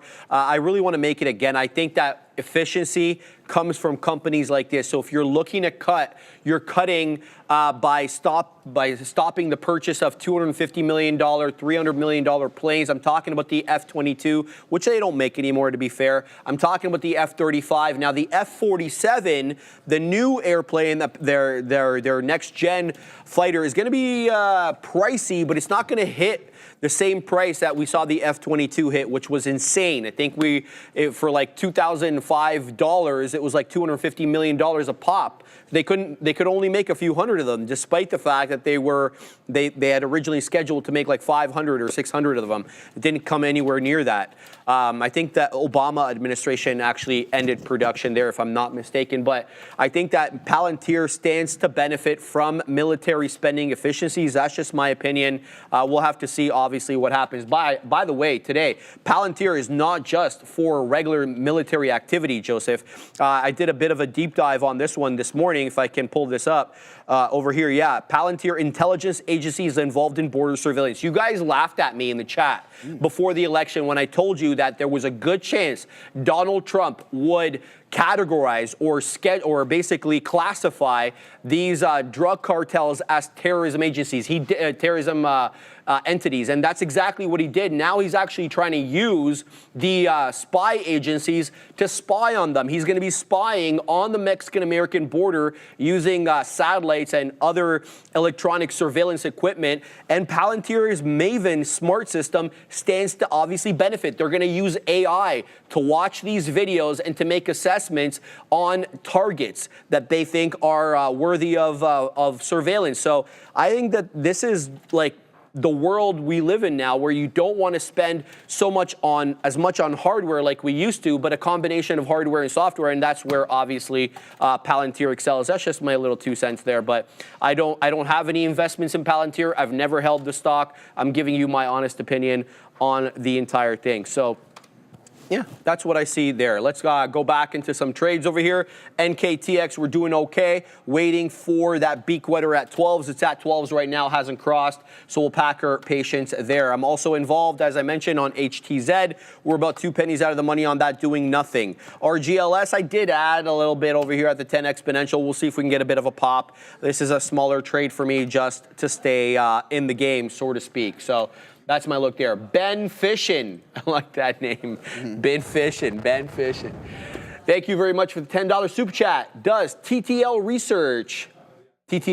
Research have a correlation tracker on CEOs with crazy hair to profitability? Palantir to the moon, please. Adara, did you see this? You saw that. I know. I knew you'd like that. Adara is the infographic maker around these parts. So we'll definitely, she already knows about the idea. Yes. Shout out to Ben Fishin, and thank you very much for the super chat there. Stuart, CRVO looks good. Say less, my friend. Let's load it up. Oh, my mistake there. Let's load up. RFK's on TV. Why is he on TV? Department to cut more than 10,000 employees in drastic overall. I hate when people lose their job, bro. That's not a good look there. 10,000 people is not a small amount of people, Joseph. Quite a bit. Yeah, it is sad, but things have to get done. Oh wow! Wow. That is a good looker. Shout out to my main man, Stuart. You are the honorary small cap gapper king of the day. We're going to throw that CRVO onto the side chart. I'm going to take off MLGO because completely lost a bid. Thank you very much, Stuart. Going to wait for this to set up. Let's keep an eye out on this one. But as we wait, let me give you more information about it. The volume started coming in. Well, it came in initially at 9:30, did nothing, and then it started coming back in at around 20 after 11. $83 million market cap. Only, sadly, about 1.5 million shares traded on the day with a 5 1/3 share million float. Show yourself trade ideas. There we go. And then we're going to load up trade ideas to see what the short float is. Huge short float, Joseph. 46.63%, Katina, man. I mean, that is short float on CRVO. That's a good look, right? Yeah, that Katina man's getting amped. So almost 50% of the float is shorted on this one. That gives us a good opportunity for a parabolic move up. Thank you again to Stuart for giving me that one. Joseph, what do you got? Nice look there. I like the little shoulder roll that Trump does. He always does a little. Yeah. Where is he? There he is. Get it, Donald. People get mad about that one, but yeah. Right, man. We can dance a little bit here. Exactly. What a day, says my guy. We'll hit the siren for that one for you.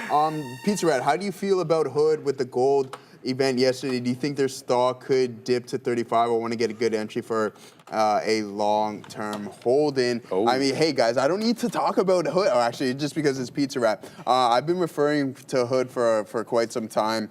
I'll have to read out on what you're referring to the gold event. But again, just across the whole platform, increase in users, 700% increase in crypto. It's like 90% increase in options activity, increased margins account, etc. The platform is really growing. And now they have these event contracts, too, that people are really drawn to, even though I've never traded one personally, but again, I think just on that growth rate. And one thing I was thinking to myself, all right, so this is just a shower thought. For some reason, I just always think about this stuff, and I'm not going to use. We'll go to Hood. Actually, let's pull up NVDA here real quick, just for a prime example. And I want to know what you guys think about this.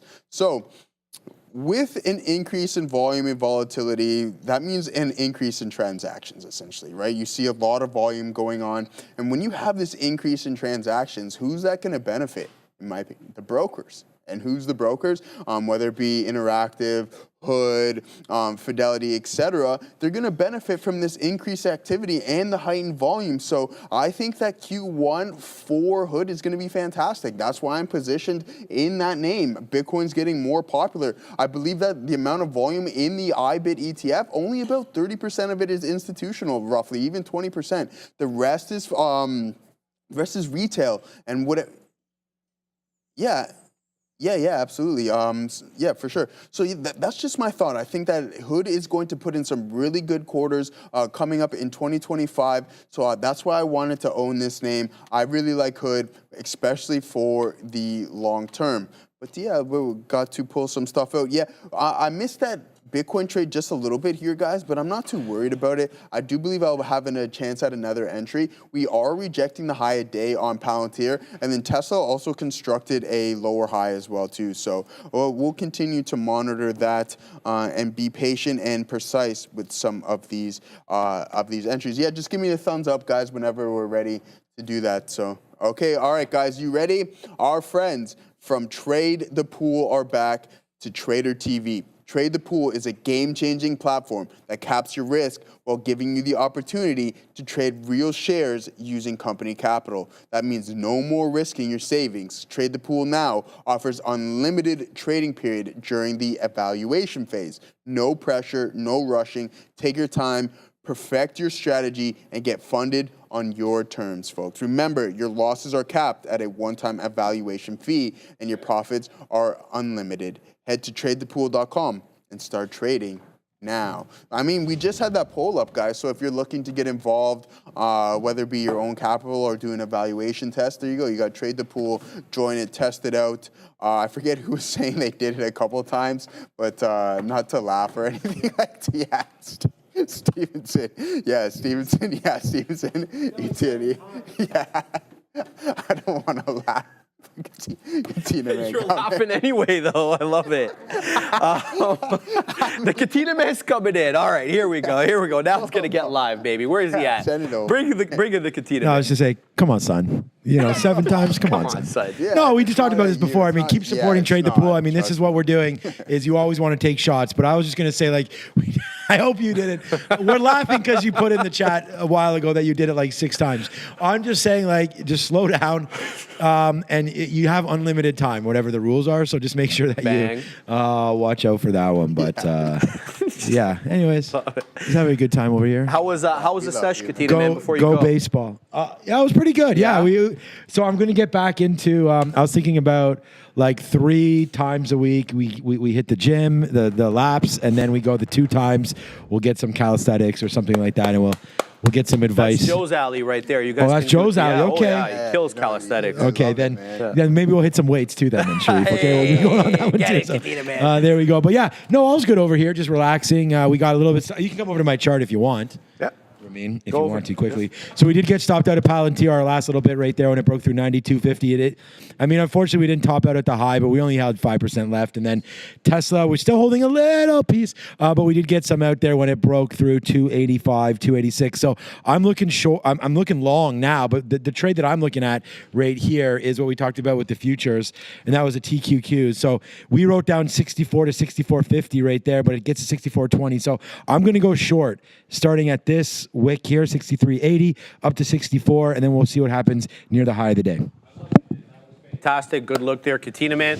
I also want to mention to you guys that currently we are less than 150 subs away from 5,100. 5,100. Yeah. I know. I'm sorry.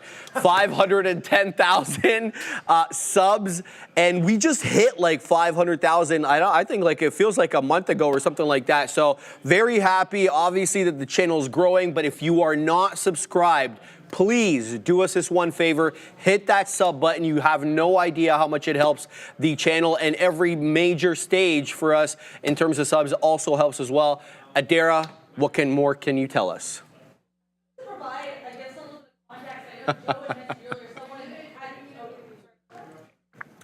You're good. Go. Apologies for the wait there. So Joe had talked about here that City of Gold event, I guess was mentioned in the chat. So here's the details. Robinhood had this event last night, streamed at 9:30 p.m. Eastern, so pretty late in the day. They called it the Lost City of Gold, which I believe is also the name of a Dora the Explorer movie. So interesting title there for this Robinhood event. This was basically their keynote. And actually, we talked about this a little bit in the watch list today. They announced Robinhood Banking. So not only is Robinhood going to be in the trading space, they're also going into the banking space as well. So expanding into a whole new world. It's also worth noting here, Robinhood CEO Vlad Tenev apparently just said here in an interview that this stablecoin bill in Congress is a good first step. So Vlad praising here the fact that we have Congress working on a stablecoin bill, and also, of course, that City of Gold event. I just wanted to mention that with regards to HOOD. Back to you. I gotta get it together. Stevenson, no, I love you, man. You know that. But what happened? No, you will pass. He says, I will pass that evaluation. I can't even read it. Poor guy's just getting crapped on in the show, man. Like, poor Stevenson, he's trying to be honest with us. He's giving us the real, and we're just sitting here cracking up. No. Like, I feel bad. No, the thing is, though, because I'm laughing now, I can't stop. And trust me, I'm not laughing at you whatsoever. I'm not even going to try to read it again. I got to get my ish together over here and stop. So, yeah, exactly. So, all right, guys. Yeah, let's get back into these markets. Stevenson, you know we love you. So, absolutely. That goes without saying. Excuse me. So yeah, Tesla starting to come back through the volume weighted average price. So yeah, that momentum to the downside is really, really starting to pick up, giving back a lot of those returns early in the morning. But I just mentioned being slightly extended from VWAP here, and then now we're pulling back in. So a little bit, some weakness is definitely identifiable here. Be patient. We couldn't construct a new high, so that's something to be alarmed about. If we do have some indecision prints, then we'll look out for that. Maybe it just needs some more liquidity before it continues to climb higher and higher. But let's take a look at the options chain to see what we're actually seeing, what it's telling us here on Tesla in the overall market. I mentioned 490 on the Qs, and then we just got a little bit below that. But let's see what we got going on. 282, we were way north of that. 291. So let's check out the 90s here in TSLA. So 290, 21,000 open contracts. That's going to be a little bit higher than that next level on the call side, which is already in the money, and that would be those 280 strikes with 34,000 open contracts. So a tough level to get through. 290 coming into play here. 291.76 was that exact number, and I don't see anything at 292.5 on Tesla, but we'll watch out for that one. So we'll just look for that 290 to hold and act as possible resistance there, my friend. All right, we're in CRVO. Just took a beak wetter there. Here we go. Boom, boom to the high side. Let's go again. Yeah. Well, that's the way it is. Let's go ahead. 25s. We just took out 10s. We just took out 10 10s. Boom to the high side. It took out all my orders super freaking quick. Okay, I hope I didn't. No, I still have some. No, I don't. All right. That was a mistake there. I meant to cancel that order. We're going to get back in, though, because there's good strength right now on CRVO. Look at it. Squeeze, man. Here we go. Here we go. Let's see if we can get up a little bit higher. I'm going to punch back in. We got, now we got 35. So let's see if we can continue moving up here. Going to wet the beak in the 40s and then the 50s. This one looks like it's squeezing. We already know that this one has a higher short float. Anything below 10, I'm out. Okay, I'm going to have a line in the sand somewhere there. 33%. Shout out to the OG in the chat. That gave me this one. We got 35s. It's literally at 35. So there's an obvious seller here at 35s. Nothing posted on the book. That means it's a hidden order, an iceberg order right now. Let's see if we're able to take them out. I don't know exactly how many shares are packing there, but this one has a higher short float. That's the beautiful thing about it. About 50% of a small float is already borrowed for short. We took out the 35 seller, but now there's a seller at 39. Here we go. Boom to the high side again. Let's see if we can take out 50. We got some, we got a couple of more outs on this bad boy. Let's see if we can take out the next level. There, I got 60s there waiting on CRVO. Zigging and zagging here, south of the $50.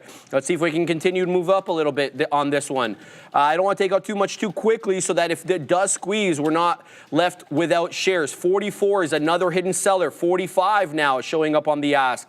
Incrementally moving up. And a good spread, not bad, given the volatility coming in right now, Joseph. So 35%. This is a midday mover, small cap midday mover. Let's wet the beak there. And we're going to see if we can squeeze up a little bit more on this one. CRVO certainly in play, but definitely looking to defending that $10 area. I won't be letting this one go against me too much, Joseph. Yeah, good luck there, my friend. They're loving your booms in the chat. Hey, yeah, my bad, sorry. They love the booms. They're like, we need more booms. Hey. I'm like, all right, to get the people want. Facts, I have a game plan. I know I'm doing wrong, improve with every mistake and eventually. Exactly, Stevenson. I have no, I have the utmost faith in what you're going to be able to do, and there's no doubt about it. I know you'll graduate that that program. So Bang. just keep trying, man. And that's the thing, right? I said this to you guys before. A winner's just a loser who tried one more time. So just keep going, keep going, keep going, and eventually you'll get to where you want to go. So just keep working. And I know you're sitting here, you're doing those things, you're trading with us throughout the day. So you're putting all of those odds within in your favor, that is. So yeah, guys. I'm still looking at AMD. I don't love it. I mentioned it being really, really weak. So maybe we can find at some point that it's going to turn around. But I might just totally avoid this stock because you can see from an intraday standpoint, it's just moving sideways, right? We're stuck in this definitive like $1.20 range, not something I would necessarily be overly attracted to. I want to find things that are strong and continuing in the trend that they have already established. And with that being said, we are holding VWAP on the Qs, but one thing that I need to note as well is that Tesla is now breaking it below the volume weighted average price. So I'll wait for those turnaround signals. I'm not saying that we're going to get back to that high a day, but we might be able to establish another lower high. But that can give us a long within the trade that is currently going on, and that is current to the southeast there. Amazon holding up really strong here. So let's go Amazon. I almost hit the panic button yesterday on that one, Sharif. It was not fun sitting through all of that, opening up at 206. The options? Yeah. I was like, oh my days, I can't allow this winning trade to turn into a loser. But that's one thing that we're going to talk about as well. We'll get into it a little bit next week, but just having the ability to utilize ratio spreads and calendar spreads. So the way that I like to look at a calendar, if you're looking to buy an option, whether it be long or on the put or the call side, if you're looking to buy them, but you only want temporary hedging, then that's when you can utilize calendar spreads, right? And ratio spreads as well too. So it's like, I like to picture it as an insurance policy. So what you want to do, so say you have this fancy new car, but you're like, I don't need the $2 million liability for 6 months. I only want it for 3 months. And it's the same thing with an options contract, all right? So what you can do is like, okay, I like the thesis, but it may take some time to come into play, and I want to protect my downside and hedge it, but I only want to hedge it for a certain amount of time. And that's when you can select different dates, expiration cycles, and utilize them in your favor when trading options, all right? Sorry? So, okay. Yeah. Looking right now. Yeah, Tesla, is it continuing to move lower there, Katina? What's happening? Yeah, it's really moving to the downside here, guys. So some short squeeze type price action here, and I just don't like it, this parabolic type price action without any significant pullback or breadth. And that, for me, just too extended from VWAP. But I am liking this print here. We need that isolated volume signature in order for us to want to take a long here. But what we can do is zoom in and see what we got going on from a 1 minute time frame to see if it displays itself, and not just yet. So I think we have to be a little bit more patient here to look for that rebound in TSLA, Sharif. Yeah, let's have a look at TSLA. I haven't traded large caps in a while, so let's have a look. All right. Oh, what is going on there, Katina, man? The people need answers on this one. Oh, okay. Interesting look here. It's really losing the bid in a way that you didn't really anticipate. At least I didn't anticipate. This is the 5 minute on TSLA right now.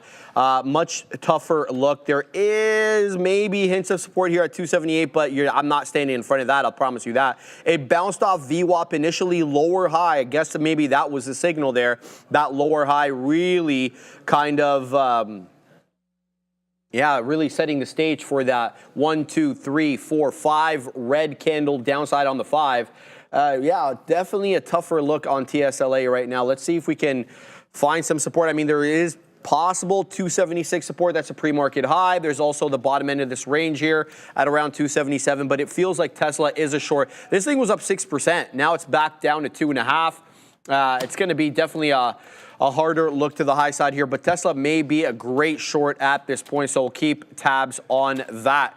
CRVO, we're done this trade. Top tail right now, topping tail candle at 1072 exactly, trying to defend 10 right now.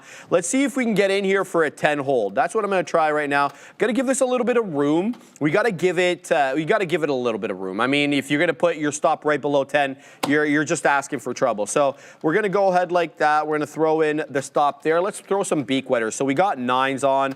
Let's go. Let's throw some at 20s. We'll layer the orders because we're old and we can't punch in quickly over here. I'm just talking about myself right now.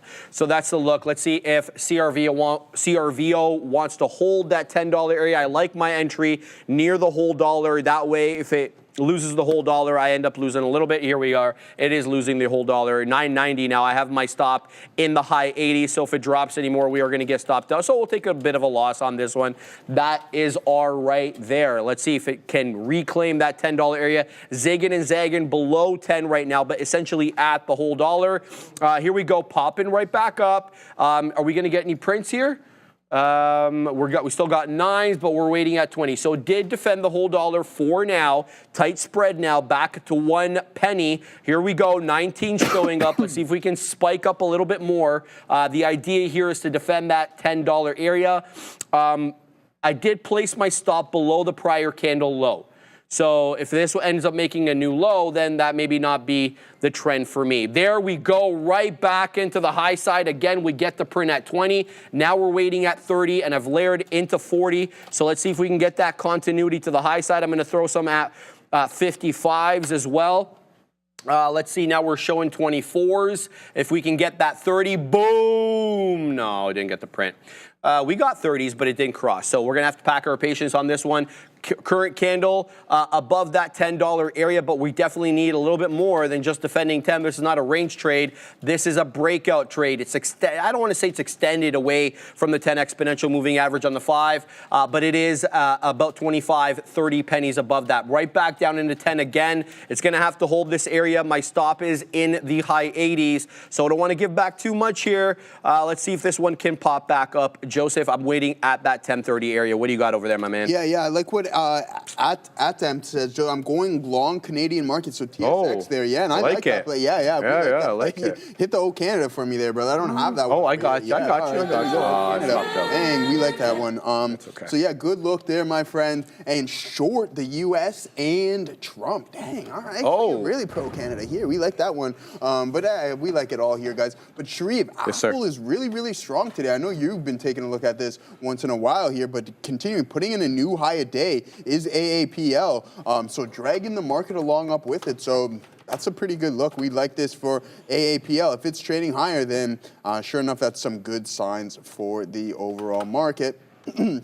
Now, so we're just going to be really patient here on this Tesla. I do like this print right here. The thing is, the volume isn't necessarily where I want it to be, but we could be in pullback territory. I do like that 5-minute print. The more I speak about it, the more I like it, and the risk profile is defined, right? We could just play those lows. So I'm going to pull up my good friend TSLA.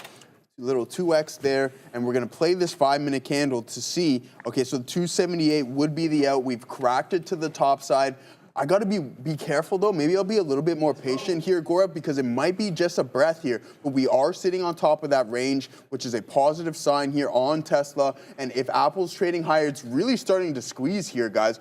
Really? Running into 224, what we're going to do real quick before we get into TSLA is pull up the chain and see what we see and get what we see from Apple, Sharif, because that could tell us, hey, we might put in a top at some point and no more trading higher. So 225 is that next look on this week's expiration cycle. So maybe around in the mid 224s, look for that possible turnaround. But if it goes higher, then 225 and then 227.5 is a possible level that might come into play. And you can see we're starting to stall a little bit right at 224. So we'll be a little bit more patient here on Tesla, just in case it cracks the low. But the more indecision prints, the better off we are. And if we slowly start to curl around and want to go back and test the volume weighted average price, we're going to look to participate on that front, Sharif. All right, RGLS popping up, and we've been waiting for this one to do something over here. So let's see what the situation is with the shares on this one. All right,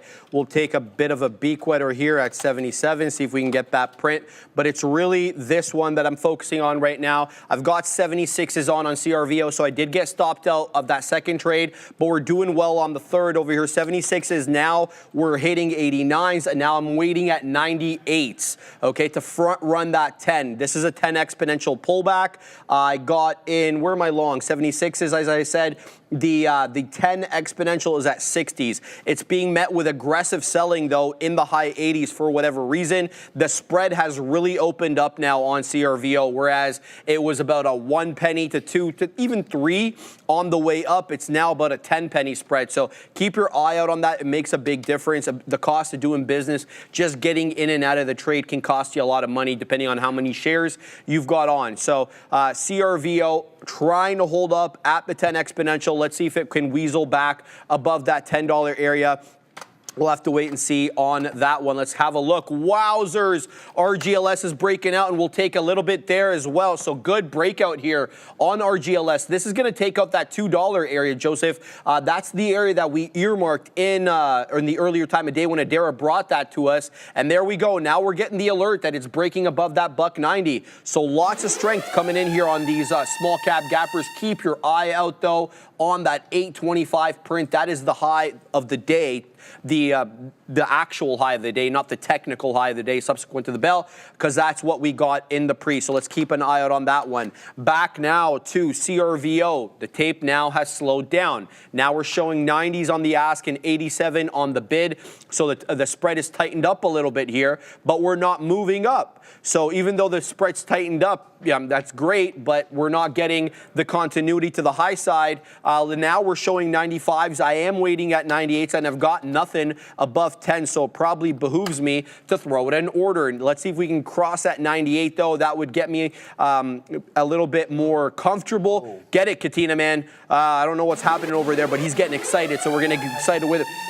The Katina man is long, Tesla at 278. So he's already $2 in the money. We're going to hit one. No, that's the wrong one. This one. This one. There it is.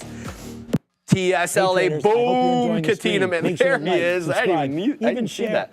We can't hear it, guys. Yeah, we can't hear it, guys. Yeah, like we can't hear anything he's saying. All right, so we... No, I don't think so.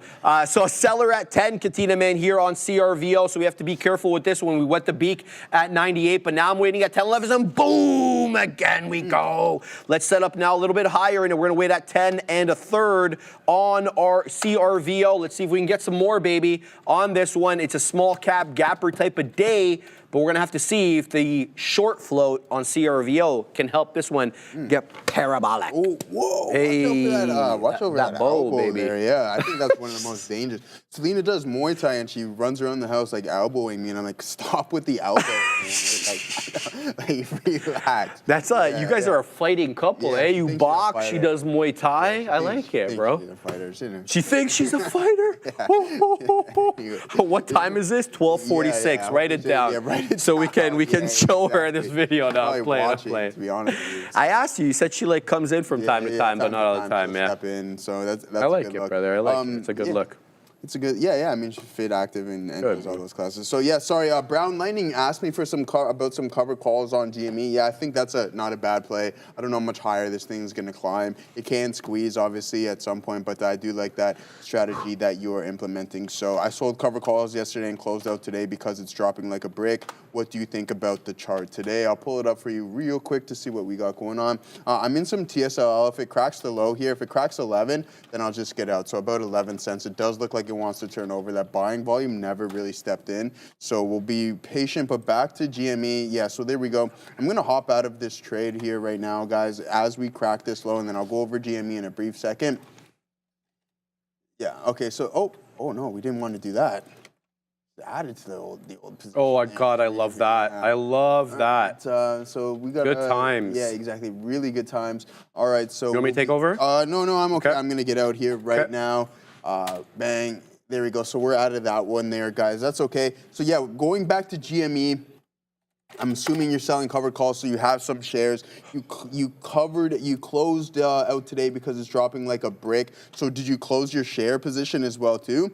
Because I mean, if you're selling covered calls, you would want this to continue to work, and I think it will for the foreseeable future. Even though it had a nice move higher, but again, it sounds like you're all out of the position. And if you want my honest opinion, I'm just gonna be like Brown Lightning. Just avoid GME from an investment standpoint. That's just my opinion. Not investment advice. I personally don't like the name for the long term. If we go back from a daily perspective, we can just see what it's been up to and ask yourself, well, do you want to be a part of this, or would you rather put your capital towards something else? So that's all I can ask.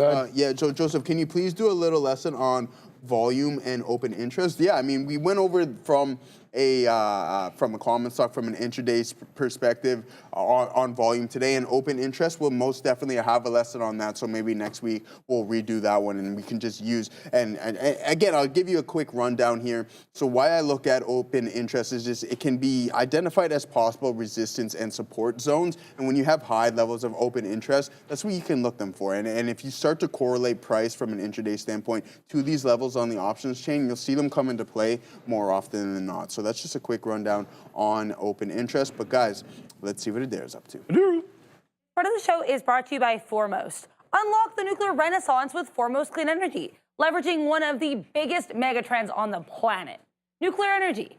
Partnered with Denison Mines for properties strategically located in the Athabasca Basin, known as the Saudi Arabia of uranium. This undervalued company is poised to capitalize on the exploding nuclear market, and it offers unparalleled growth potential. The future's nuclear, and Foremost is your entry. Back to you.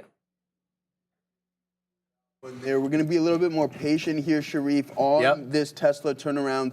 It might take a bit more time. We want to see a little more indecision as the overall market is now cracking through some key support levels. I'll pull up the TQs before I send it back to you real quick, my friend. And that's the one thing. Apple's really extended, and if it starts to move with that downward momentum, it can drag the market a little bit lower and lower. But you can see that we're running into these support levels here in the overall market. And if it cracks and Apple wants to continue to bleed, we might break through those levels, Sharif. Shout out to Sean Joseph. He's telling me MLGO's breaking out. I'm looking right at it, brother. It's a nice bounce off the bottom, but it's still south of the volume weighted average price. Let's bring in the side chart so we can talk about MLGO, because I don't want to put it on a trading screen right now.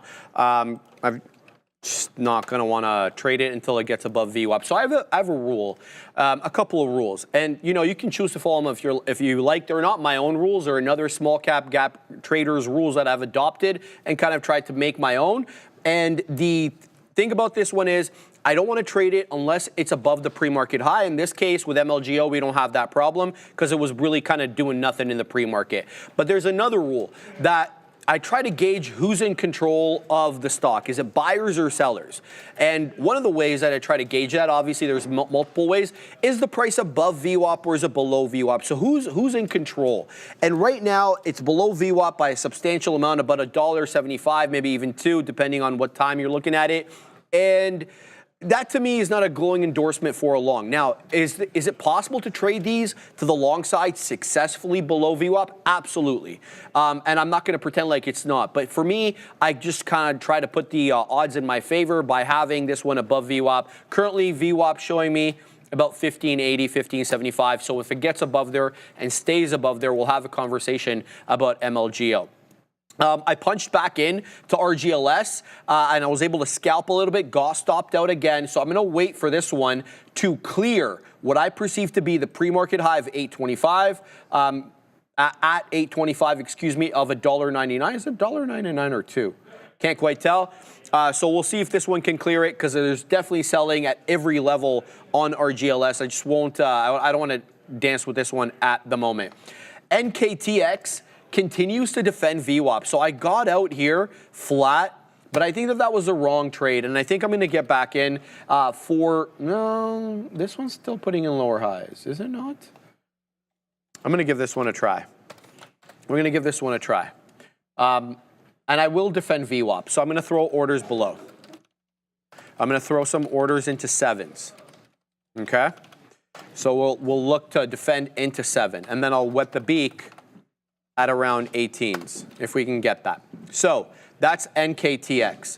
But the one that we've got on right now, that we've got a little bit left on, not Tilray, is this one, CRVO. We've got 74s on. It's really slowed down in its trading right now, but it's holding the 10 exponential moving average on the 5. So I don't want to be quick to get this out. I've moved up my stop from the $0.50 to defend break even here on CRVO. So we'll have to wait and see if this one wants to hold. It's not the biggest percentage winner on the day, and I'm not a big fan of the 4-candle red pattern right now on the 5. That's the bad news. The good news is it's holding the 10 exponential. So we'll have to wait and see which way this cookie crumbles. But yeah, I won't be adding aggressively here, like on a move up into a pullback at the 10 exponential on CRVO. Katina Man, you want to see the new one that I did? the what's it called? The like and subscribe video. Look at this, Katina, man. Wow. The market moves like the waves. Always Yeah, well, I don't know rolling, why so the stay in volume's game. off. Like, Check this out, subscribe. Katina, man. Let's go. Oh, man. I'm having such a good time. On, man. Joe's is good, man. Joe's is a sick one, too. Hit yours, Joe. Oh, my God. Oh, my God. You have the option to like There and you subscribe. go. This trade has unlimited upside. Let's go. Hey, unlimited upside. I like it. There you go, my guy. Hey. Don't leave me hanging. Don't leave me hanging. Oh, sorry, There bro. you go. There you go. Whether the markets are moving to the upside What? or the downside, TraderTv.live is always on trend. Make sure to hit the like and subscribe to join us every single day the markets are open. I like. Hey, that was like the most class. professional That's of class. the three. That's So nothing but class. get it, Adara. Ben. Dara, you gotta throw the glasses on now. Like, I mean, you Yeah. can't just adopt that kind of persona and then have that as your ad, Dara. You're gonna need to reshoot that. I'm just putting you on the spot. Get it, Adara. Right. We're having a good time up on this place, man. guys. I hope you guys are having a Thursday. good time with us. Yeah, I mean, Stevenson said that those evaluations are only $90 too, so that's not too bad. But Oh, that's not bad. I mean, he's on his, Oh, there we go. He's on his. Get it, Katina, he man. said he's on his 8th one now. I mean, I put $100 in my gas tank this morning, so there you go. That's only gonna last about a week and a half. So you can't really. oh, there's money flopping and Yeah, I know dropping why. from everywhere, But see, the baby. thing is, no, Ramin, a week. I'm 10 minutes down the road. You're driving all the way from the east end in a gas guzzler. Hey, come on. That's what you're at right now? Wow. Plus insurance? Or are you riding dirty? All right. I'm only paying like $50 a week, and I have a 5-liter V8, Yeah, bro. but Yeah, you're just right up the supercharged. road there. Yeah, 9 kilometers takes me 45 minutes to drive to work. crazy, man. Yeah, of course, everything's normal, Hey, Joseph. and Don't criticize Olivia Chow. the TTC is too hectic for you, right? Too much going on. Yeah, I almost got killed. Yeah. Yeah. Yeah. So we Fantastic. Like, well, but I'm gonna say, man, you don't look like an individual who'd be too easy to kill. So I Dude, think you you're should have supposed to seen be the pretty look in this serious. guy's eyes, man. Yeah. So I'm gonna tell you guys the story of what happened. Like, I mean, it's a PG story. Yeah. So there's obviously a mental health issue in the city. We all know that, and none of us is making light of it. But the fact of the matter is, we could get affected by that. And that's exactly what happened to me. The dude came up to me, he's like, yo, let me tell you something. And he had a clear thing in his hand there. And I was just like, when I saw that, I'm just like, I'm like, yeah, you can just stay back a little bit. And then he kept moving forward. Oh, yeah? Yeah, so I was just like, no, stay back, right? I don't really fight the guy on the TTC. So I walked away. He starts following me. I'm like, I'll get off at the next station, right? And so I get off at the next station. He's literally trying to get off with me. No. So it ended up becoming like James Bond, where I get off the train and he stays on the train. You just, It was insane. It was like from then on, I started driving to work. I'm like, I don't need this. Yeah, the TTC Right? is for those who don't know, the TTC in Toronto is just like an underground subway service, and it can get pretty hectic for those who very. live in major metropolitans. I mean, I see some crazy stuff on the no TTC. good. Yeah, I mean, guys were doing. Obviously, you get the gym guys in the TTC doing pull-ups on the handlebars, and one day the guys didn't like it. Like 4 carts. I'm okay with that. Wasn't me. Yo, I'll take that. I'll take that. I'm cool with that. Yeah, I'm good with but that. It's other people who are not cool with it. Yes. This individual who's like 4 carts down sees them, and they're yelling at each other from like multiple carts. And I'm like, just get me off this train right now. I don't want any part It's of a this. tough look, Joseph. It's a tough look. Yeah, I don't mean to make fun, but yeah. I mean, here, guys, getting back into these markets, Palantir looking like it wants to break a nice double top here, Gorev.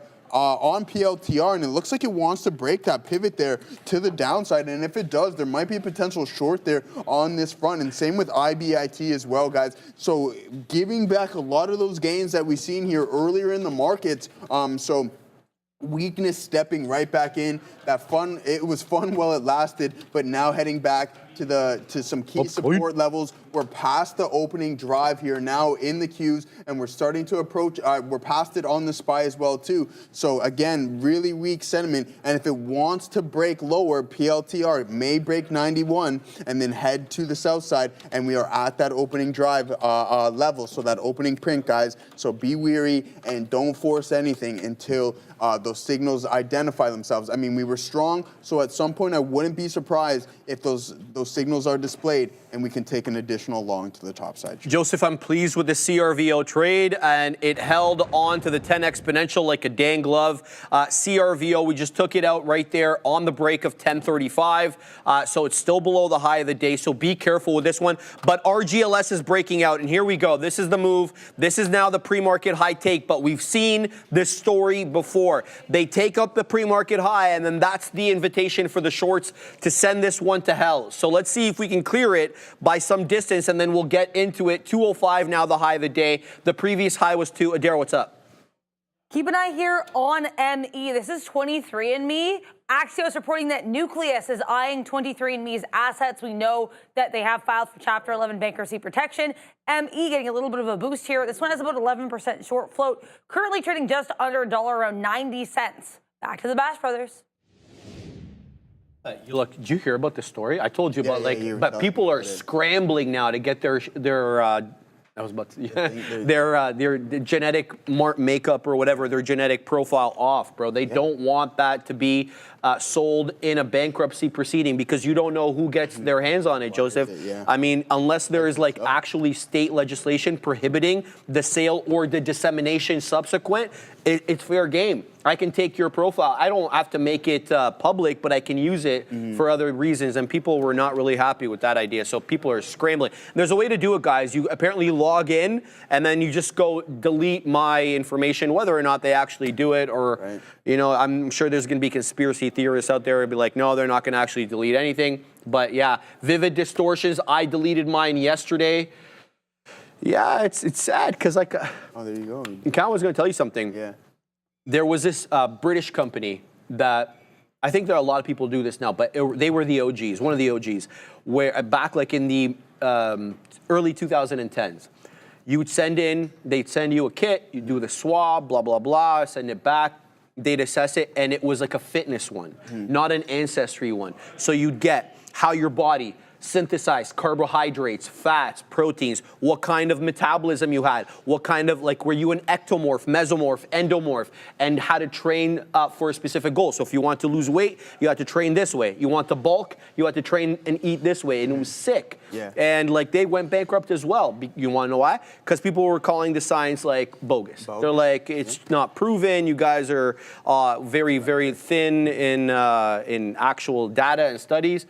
And it's been like, I've been always looking for that. I think that's like the holy grail for people to know what's specific for me. What am I supposed to eat? What am I supposed to do? And there's a bunch of them out there, but you just always suspect. You know what's funny about that, Sharif? What's up? When I signed up at, so I was working out for some time. This was early 2010s as well, too.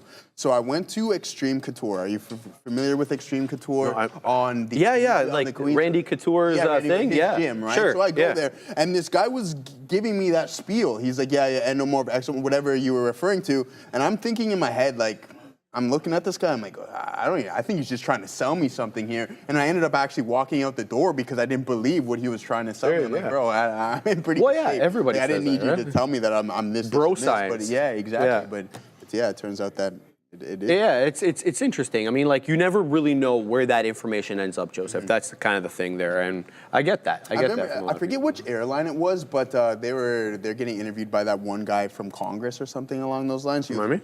I can't remember his name. And he's like, yeah, why are you asking these people these questions for an airline ticket, like the color of their skin? Oh, yeah. You know what I'm talking about? Oh, yeah. Yeah, and it's just like, why do you need that information? Well, they're just collecting it and selling it to other Exactly. There's always some shadiness when it comes to that kind of stuff. I completely get that, man. Like, I mean, I wouldn't be comfortable selling that information if I didn't know where it was going to end up either, bro. So that's kind of the look there. All right, guys. Sorry, we kind of digressed there, but we're taking trades at the same time. We're still involved in a bunch of names over here. Our NKTX, this has been holding VWAP since the dinosaurs were around, so we'll see if it continues to hold up over here. I'm talking about NKTX. Also involved in CRVO, but that trade is done. Tilray, we've been holding on to Tilray for a while. Let's see if this one gets a pop. Adara, what do you got for us up there? I have another smaller cap name for you here, Sharif. It goes by the ticker of NBIS, getting a little pop here. Slightly larger in terms of dollar value, trading about $24 right now. The information reporting that ahead of CoreWeave's IPO, which is expected to be tomorrow, Nebius, NBIS, might actually be the better bet between the two companies, saying that it also builds data centers aimed at artificial intelligence. And because it's already publicly listed, you don't have to worry about all of the excitement with an IPO. You could just get involved. So the information, oddly enough, writing a kind of bullish article here on NBIS. Back to you. Joseph, you know that we're only 125 subs away from 5,100? 500,000, yeah. I know, I said it again. 510,000, bro. I don't know what's going on with me, bro. And that's the second time I did that. Literally the second time I did that today. That's how big the number is. I'm starting a trend of being an idiot. That's what it is right there. I do appreciate that. There we go. We're about to hit that 510,000 again. Yeah, I mean, hey, this thing can go parabolic like the market. You have the option. So This trade has unlimited upside. Just go and do that. Where's Fabian? Where is Fabian? There he is. He's right there he is. Let's go, guys. Let's get that number up. Pump it up. There. Pump it up. You not to pump it up. What's going on over there, Katina, man? We saw you hitting diamond hand. Oh, we're long Tesla still. Yeah, the Katina man is still long Tesla, guys. Keep your eye out on that. Your Katina man, you're long from 277s?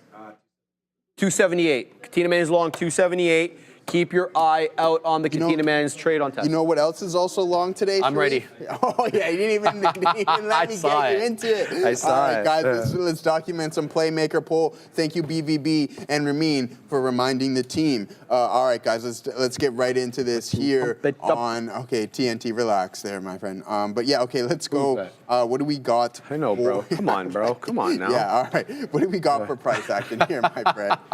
567.12. All right, there we go, Ben. Are we going long or short? We're going long, man. Going long. What else is long? Sorry, Oh, that's my bad. all right. That's a dumb question. 567.12, so we're taking profits at 569. That's your number. 12, hey. Your number, and we're going to get all out at 566.12. 566. Yeah, let's see how we do here, there baby. Let's see how we do. What time is it? 1:04. Yes, sir. 1:05 to be exactly. Yep. I'm in this Tesla trade here, guys. We're starting to pull back. I don't know if buyers are going to step in just yet. We're not too heavy, so we're going to wait and hold off. We're going to hold on to these shares. Today is the 7th. So, again, we're going to wait for this little bit of a rebound here in the market. I do think it can come into play, Shreve, considering how strong we were earlier in the day. All right, guys. Shout out to Pizza Rat. Hey! I like you, Pizza Rat. No, seriously, though, guys, triple top right now. Trouble here for RGLS. Triple top at 205s. Don't panic too quickly because we have higher lows on each successive candle. So I'm long 203. I'm out of the money, but I've placed my order, my stop below prior bar low. So we've got, let me show it to you guys over here. I hope this doesn't end up there it is. So what I'm looking at is this, higher lows with that 205 flat top. I don't mind building a position into the low 90s to hold or to basically look for that higher low situation. But if it breaks the prior bar low, I'm out. That is a break of 91. Technically, the prior bar low is 91, and here it comes. So I got to definitely look at this. I'm going to add into this position because this is where I said I would add, and I'm going to do just that. But if it loses the prior bar low, I'm out. Joseph, what do you got? Have to concentrate. Yeah, for sure. I'm in some Tesla here, guys. TSLA, looking for that 2x, starting to climb a little bit higher. I made a little bit of a fat finger here. I added to the position, but again, we just got out at the break, and then we got right back in at a better price. Let's see how, if we can crack 11.10, then I do believe that we can climb higher here. So, Pizza Rat, no, I love you guys more. Taught me I was losing money, not investing. At Joseph, love you, brother. Much appreciated. Always chiming in. So, yeah, super, bro. Yeah, exactly. Oh yeah, the super chat. Super. See, Brian, you didn't really put anything behind the super chat, bro. Don't forget that. So whatever you want, brother, you put it in there, and we'll be sure to answer your questions because you didn't have anything follow up. I know that happens from time to time, but if you have any immediate questions, just put it in there. We're gonna keep an eye out for your name. Okay. You can get some chicken wings. Oh, hey, all right. Say tomorrow's Friday too, baby. Hey, man, don't forget, Katina, man, are we ordering food tomorrow? Because I know we got hundreds of dollars at this point for food. I love it, bro. Joe's coming hard. He's like, I know how much money there was. And I love how Sean has to like take the brunt of that too. It's like, hey. Let Fabian order. Let Fabian order. Katina, man, so we're going to order it. Don't Let forget Fabian that order it. We're going to test these foods live on the air, whether it be a pizza review, a chicken wing review, some grape leaves review. Yes. I'm going to review the food at the best. Like, Did you just say grape leaves? Yeah, because I got Ramin's last time. I didn't get anything from Mama Sharif just yet. Okay. I'm still waiting for those. So I'll be patient. But my palate is vast, and I'm ready to give you the best analysis of what we eat here live on the show. All right? You will not go wrong. I give the real ratings. I don't lie or deceive when it comes to those food ratings. Your energy is sick, bro. Yeah. Your energy is sick. Guys, we're doing real well here on NKTX. Again, it came into VWAP. We got long at VWAP. And then we're wetting the beak. Where are we long? 01? No, sorry, 12s. Just took up profit there at 20s. Now I'm setting up at 24s. Let's see if this one wants to actually close above that 20 penny area. Now it has a 34 high, but as you can see, the closing prints have really struggled to print anything and close anything above 20. There's got to be a reason for that. That doesn't typically happen by accident. So layering the orders there. I will be looking to refresh at VWAP. Let's see if this one gives us the opportunity. Back now to RGLS. I wax poetic, to use an Adara term, about the higher lows. I got in at 95s for those higher lows. I'm looking for the break of 205s. I've layered the orders out in the way that I see. That is well, but we'll have to see. The market determines whether you're trading well or not you. So I've dropped my order, though. I want to make that point clear. I had 05s, but 05s wasn't printing because it's a triple top, and that's a high a day. So I moved it down to 03 now that I DCA'd in 95s, but I'm keeping my above orders at the same level, 8s and then 14s. So keeping an eye on RGLS, but let me tell you, anything below 90s, and that's the end of the trade. It looks like it might be coming back down now, Joseph. What do you got over there, my man? Yeah, nice look. There's some more $10 super chat. Get some pie for Obi. Obi wants the pie, apparently. Okay. So there we go. We'll get him some pie. There's a lot on this order list, guys. Wow. And you know your boy ain't forgetting about that food. So here we go.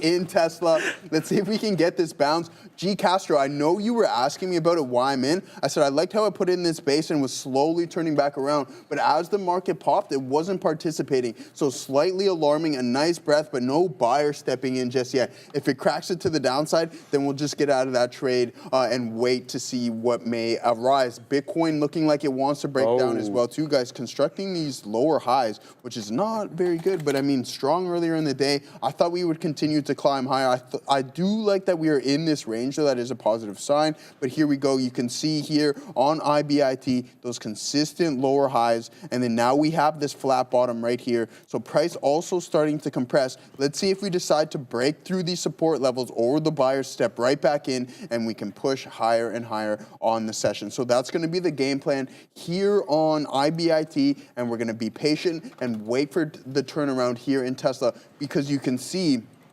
on the 5-minute time frame that we're just slowly curling over, but we are rejecting these resistance, man. These resistance zones. Wow. But again, Katina, man, really good look, a nice bounce here in the market. This might be a little bit laggard and delayed, but we'll be patient and hold on for VWAP, Sharif. Ali Anwar. $2 super chat, hence why I hate the Canadian animation. Look at my chat history. Gave play-by-play for SPY. Shout out to you, my man. Thank you for the super chat, and good on you. I hope that you took that trade and you're printing up a storm. Trust me, we definitely want our viewers to do real well. Pizza Rat, $4.99 super chat. Thank you very much, Mr. Rat Man. I'll help pay for food. Since options ate my money, I'd rather my brothers enjoy this bread. Also, keep up the laughs. Love to all in the chat. Adara also, love that. Thank you very much for the kind vibes, good vibes. Pizza Rat, thank you very much for that super chat. And shout out to Ali Anwar as well. Thank you for the $2 Canadian.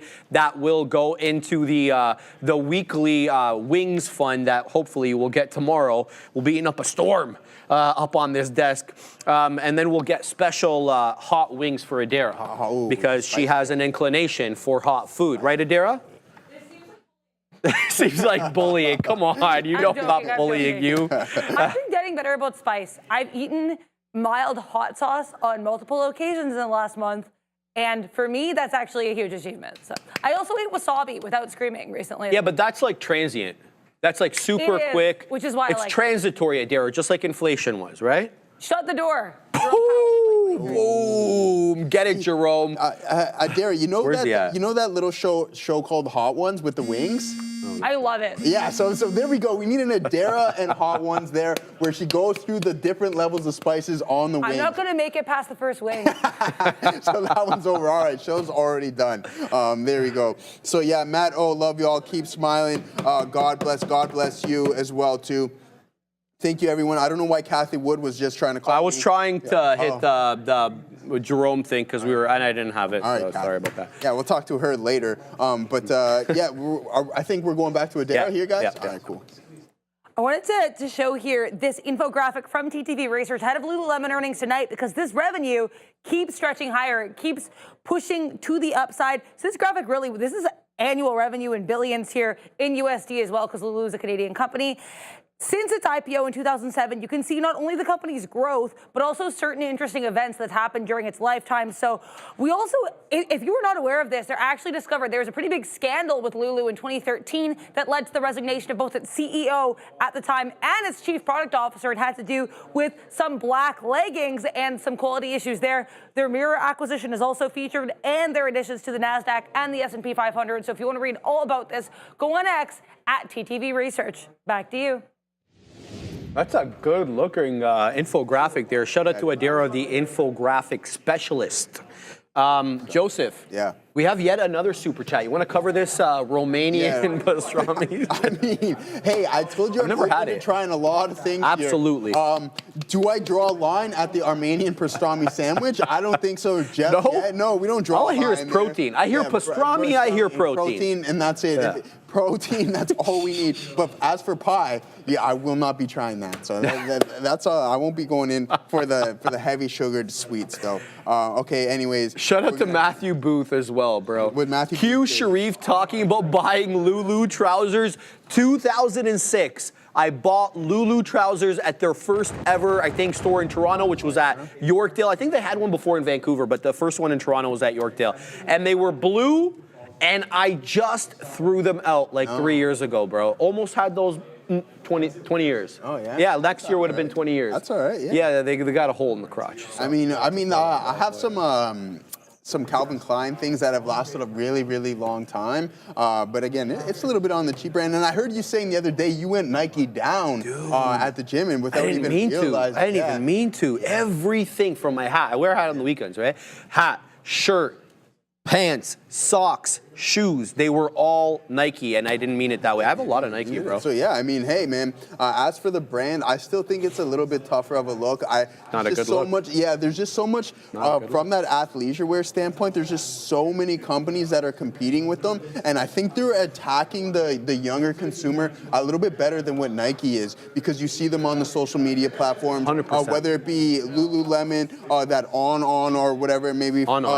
Exactly. And then you have the other one, I can't remember the name of it. Aloe.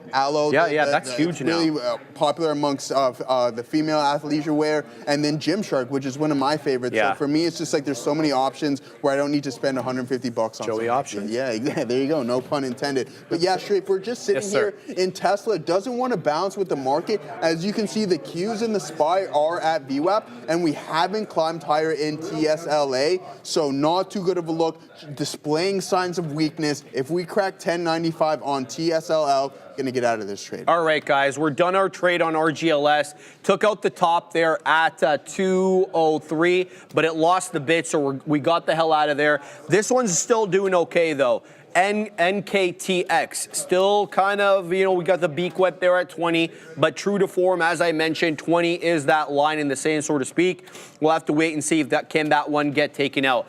Bovin. Thank you again, Bovin, for pointing this out. VVPR, halted pending news. So let's take this opportunity to talk about what halting pending news is. So we all know what volatility halts are, right? You move 10% in less than 5 minutes, you get halted for increments of 5 minutes. So you'll either be halted 5, 10, 15, etc., okay? But this is one of those ones where the halt here is not for volatility. So Here it is. Let me just bring it out. Where the nope. Just allow me a second. Pending news. Where is it? I swear I just had it. Agrees to exclusively subject prior to that. There it is. So Vivo Power International PLC halted pending news. So I was telling Bovin, I'm like, if you want to find out why it is halted and you don't have a news blotter like I do, now I know why it's halted. There's the headline right there. But let's show everybody exactly what's going on here with this halt pending news. So you type in NASDAQ halted stocks. I already have that as a previously searched. Go away. There we go. And then we can go current trading halts on the NQ. We'll load that bad boy. And then we can kind of filter this out. You'll see top one right there. Let's zoom in. VVPR. Okay, bro. Let's center this. And then you can kind of look at to why. Code reasons. So you've got 3 here, T1, T2, and T3. Obviously, all you need to do is just hover over it. Say T1 halt, news pending, traded is halting pending the release of material news. And then you hover over 2. It says T2 halt, news related. Released, excuse me. The news has begun the dissemination process through the regulation FD compliant methods. And then you can hover over T3. T3, news and resumption times. The news has been fully disseminated through a regulation FD compliant method, or NASDAQ has disseminated either that system misuse or malfunction. Then it goes on, ... You can click T3 to read it for yourself. But this is how you kind of get the official trading halt news. You can get them on your blotter as well if you have one. It obviously makes things a little easier rather than having to load up the NQ, but the NQ website that is. But there you go. And you can kind of see all the ones that have halted, the date, the time, and if there's a resumption time, then you will know exactly when that is. So I just want to give you that, and thanks, Bovin, for pointing that out. It gives us an opportunity to do a little bit of a kind of a mini lesson there, so to speak, on that. Now, RGLS is finding some support over here, so I might weasel back into that. It does look like it breached the 10, obviously, but there is possibly this previous price action resistance that we can take advantage of. I'm not going to try to catch a falling knife here on RGLS, but I'm still interested in it. So the levels that I'm looking at are this 183 to 180, and then below that I'm looking at $1.77 for VWAP. But I won't try to catch a falling knife there. CRVO. This one we were involved in. It's still stepping down. It's at an interesting level because it just got into VWAP, but it seems to be really having a hard time moving up. Like, even look at this. The pullback into the 10 when we got involved. I was involved in these prints over here. Look at that. Higher low, higher low, higher low, and then boom, loses the bid.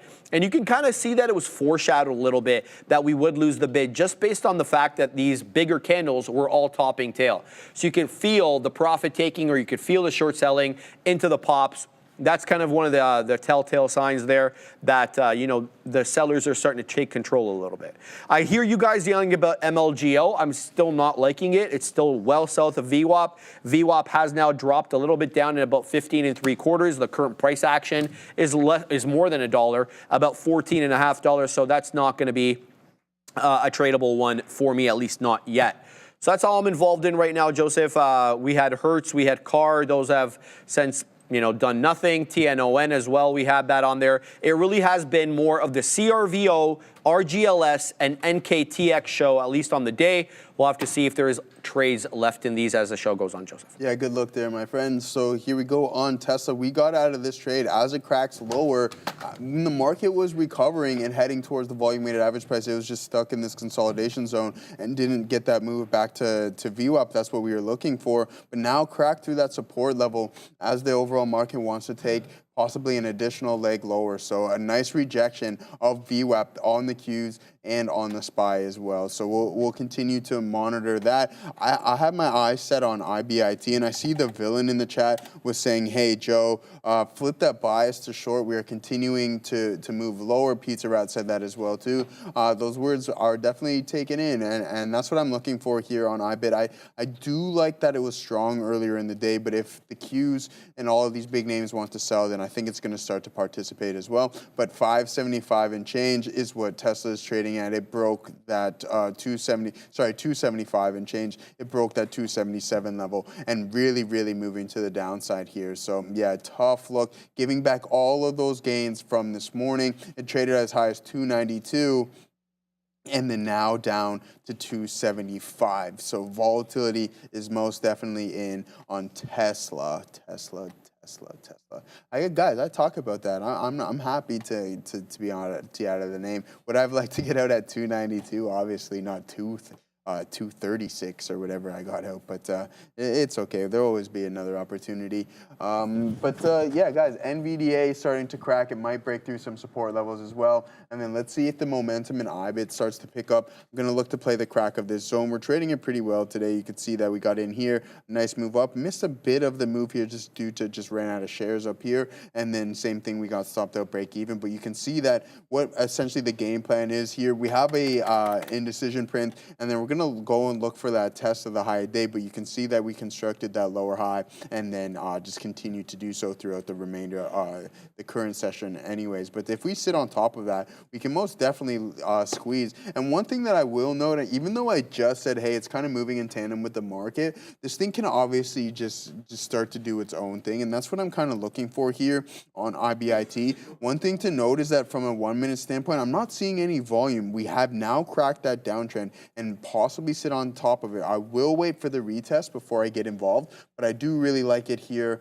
And I like that we're cracking through. The one thing that I will note is that the volume's not stepping in for the amount of effort that we're starting to put forth here, guys. So yeah, let's see what everybody else in the chat is going over. If there's anything that you want me to take a look at via options chain or anything, or a specific ticker, just let me know and I'll be happy to take a look. Short GameStop, says Chris. Brenton says bye-bye Tesla as it's starting to slightly pop here. Yeah, it broke through some key levels. Sharif, it's not quite at that 5 minute opening range yet. That's right at 272. But again, with the way that it's moving right now, I wouldn't be surprised if it hit it at some point today. So yeah, just be really patient. You might see volume, you might see buyers step in, but again, not looking like it right now, but you just have to be, hold those horses and be precise. Okay, so let's take a look. BOW and then INTC before I send it back to my guy. That's what we will take a look at. BOW, Bowhead Specialty. Let's see what we got going on. That's so tough for me to give any analysis that has something that doesn't have any volume, Sharif, right? So we can zoom out. So intraday, not tradable. All right, so I think that's really key to important to take in as well, is you want to find high-level stocks or in-play stocks, sorry. Sharif does the news. Why is he doing the news on certain names? Because it's things that have volume and that have big headlines and something that we often pay attention to. If there's no headlines, if there's no deep-level catalyst, then my suggestion to you is avoid it. It's going to be significantly harder to trade. But I mean, from a daily standpoint, we got the IPO here from May 24 and it hasn't looked back. So a really good look, $22 it opens up, and then now up about 189%. So I can't really talk too much smack about this name from a daily standpoint, but intraday not tradable. Okay, so BOW, good look there, and then we'll take a look at INTC before we send it back to my guy.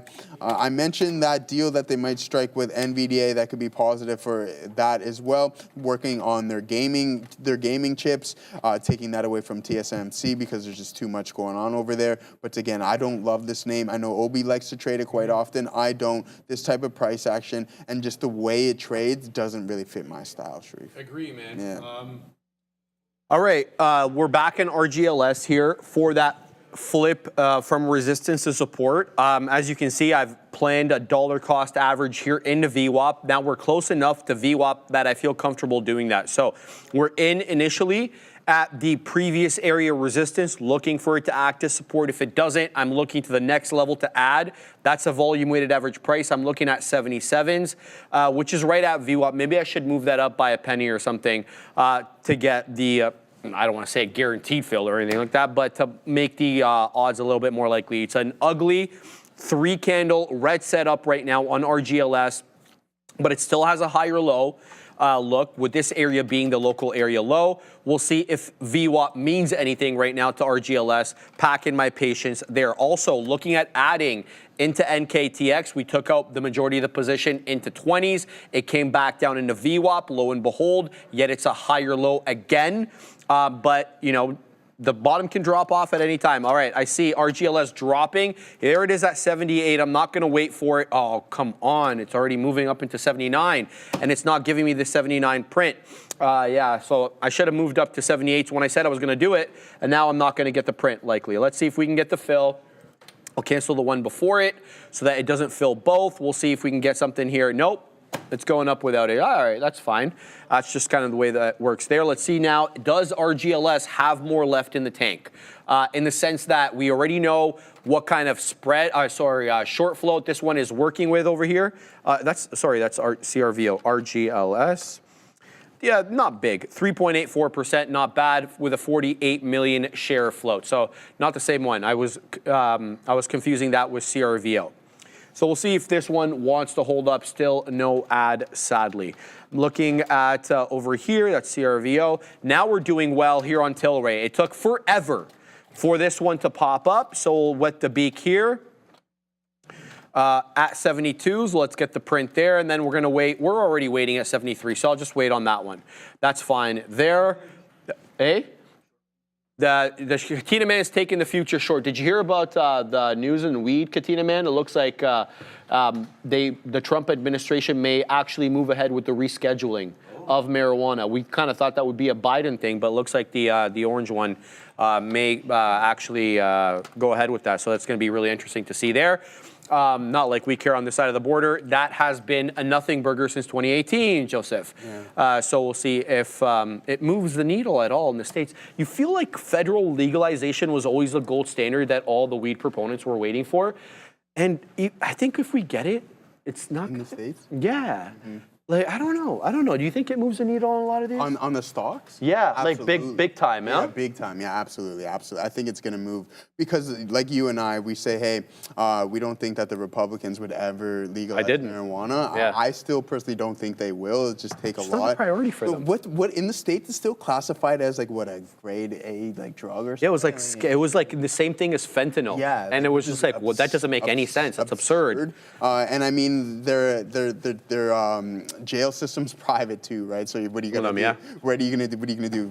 Release everybody who had any form of weed charge because now that it's legal or something? Yeah, and that's what Biden did. Remember when he left, he had like a whole bunch of pardons for all these non-violent weed offenses. I mean, you have the states of like Colorado obviously has legalization. I know there's other ones as well too, and you thought that it would cause a little bit more of a snowball effect and more people would start like participating. But I just think there's I just believe it's just I guess what's the word? A traditional thing maybe, like a religious thing that they just don't want to legalize. Yeah, I mean, whatever it is, dude, it's taken a whole lot of time there. And I mean, it hasn't been over, like the launch of it here wasn't overly successful when they had the lottery and everything going along those Remember that? It was botched. But like, I don't expect the government to execute well on most things, so that's kind of my bias there. But yeah, it was botched. But like New York has legal weed now, recreational.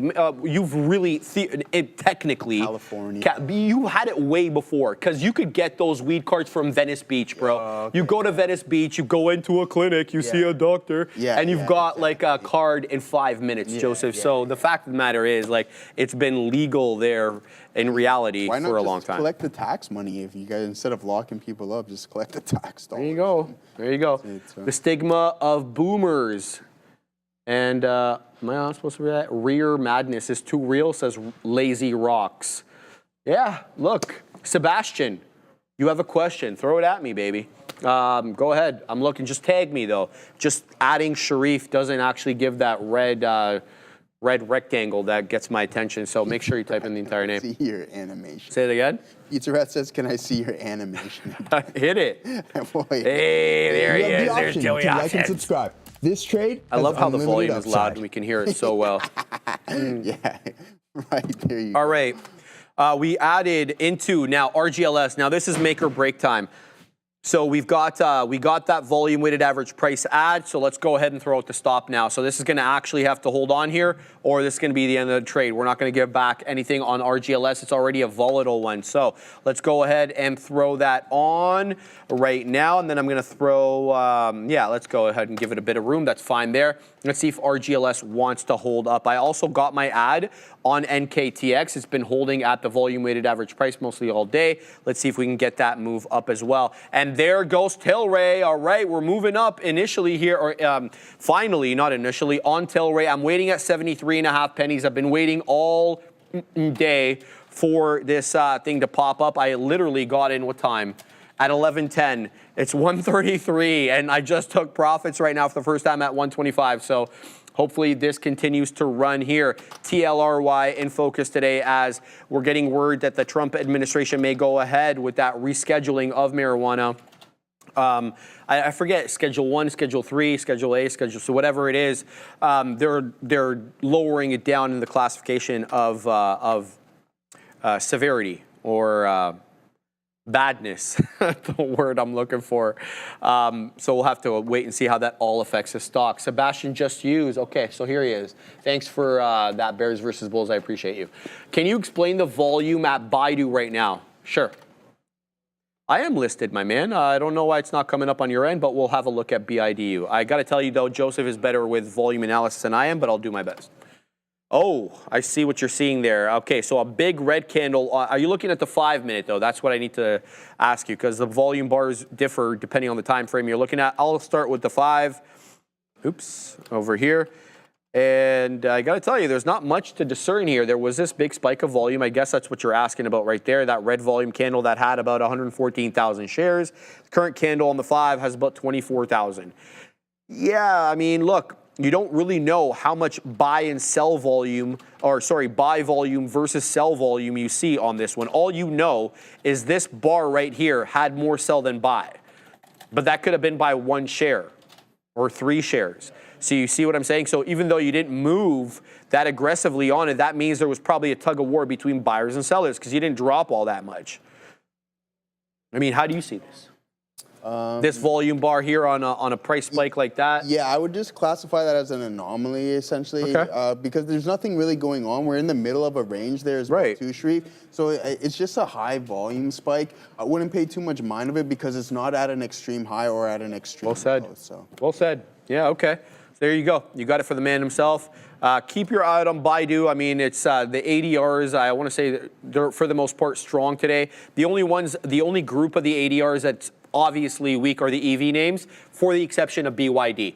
BYD is up 4 or 4.5%, depending on whether you're looking at BYDDY or BYDDF. Those are obviously on the OTC. It's not main listed on New York or NASDAQ. It's on the OTC. Trades, I think, the original listing is a Hang Seng. I could be wrong about that. But BABA's up 3, PDD up 1, Baidu up 3/4, JD up 3. And then you look at the EV names, Li down 2 1/4, XBEV down 2 2/3, NIO getting shellacked because they had an offering, 5 1/5, Zeekr also 5 1/5. Then you look at BYD, as I mentioned, green. So most of the Chinese ADRs today green, except for those Chinese EVs. And I don't even really know why.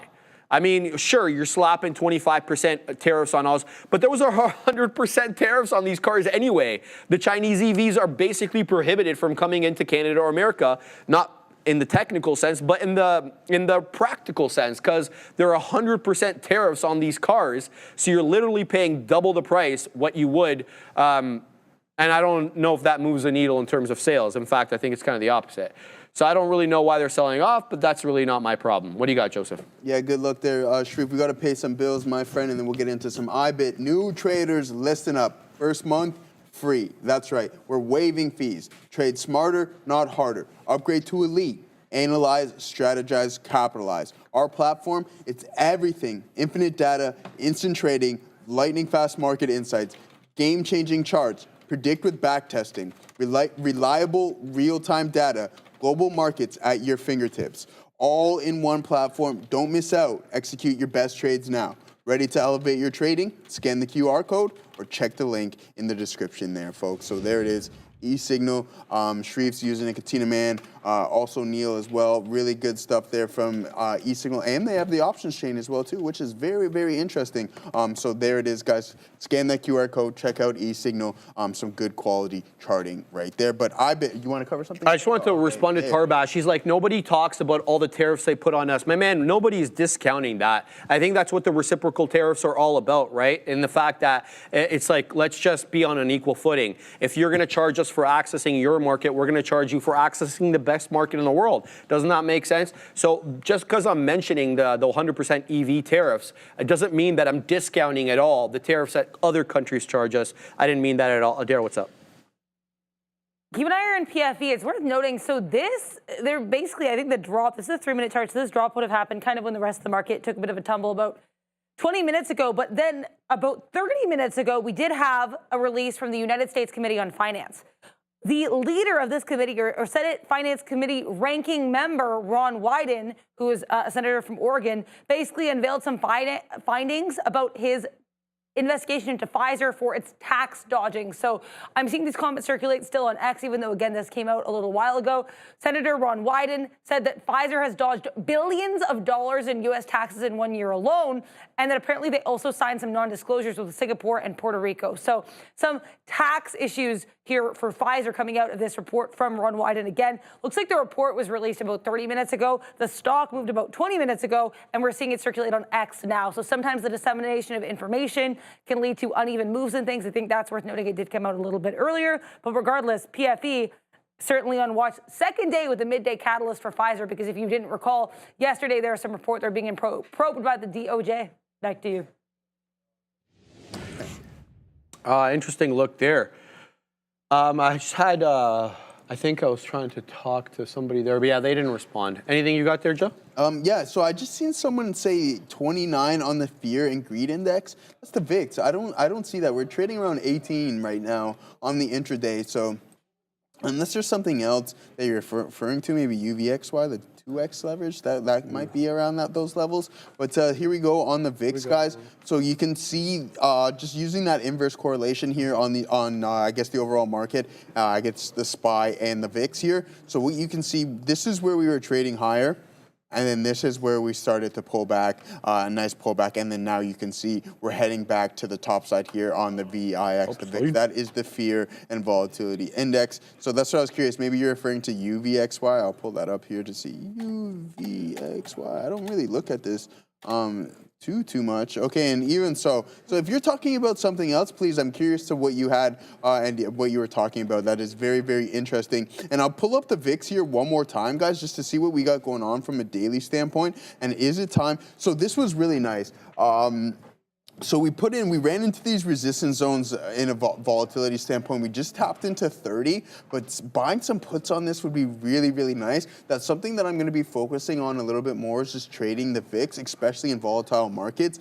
Do I believe volatility can step back in? Maybe not right now, but again, just any random catalyst can really get the market going, and you can utilize this vehicle and trade some pretty nice contracts and make nice trades based off of that. So I'm going to start paying a little bit more attention to the VIX here, Sharif. Sorry, I'm just reading Yeah, 1 second, yeah. Yeah, no problem. So yeah, guys, I'm still in this IBIT short. You can see that we have these lower highs being constructed. I'm waiting for this base to break out, but we need that volume to step in, and if it doesn't, I'll be prepared to get out of this trade and then flip the bias if we really start to get the ball rolling. I do like that it's holding up relatively steady. It's kind of like Apple. I'm not going to compare Apple to oranges, no pun intended there, but I mean, if it's relatively strong and wants to squeeze, I'll get out. And for me, that's just the crack and hold of this downtrend line and the volume print that is going to isolate itself and just say, hey, we are not going to break these support levels. You can see that we're running into support here we had in the pre-market, and then it was acting as it from an intraday standpoint as well too. And now we just can't crack view up. So to me, that would signal a strong asset. And I don't want to hold on to a short too long against me, especially when the underlying is this strong, and that is on IEIT, Google Fear and Greed Index. Okay, Joseph Birch Music. Nice. I'll look into that because I'm not overly familiar with it. Anyone know the news on VPRS halt? No, I do not. What's the ticker? VVPR. Yeah, we talked about that. Yeah. I told him. So there you go. So Yep. you talked about. I'll mention it when you're done. And he'll cover that right now because I'm waiting here in IB. Okay, so here it is, guys. We were waiting pending news, and this is what it says. So Vivo Power says energy revised takeover proposal values Vivo Power at $180 million.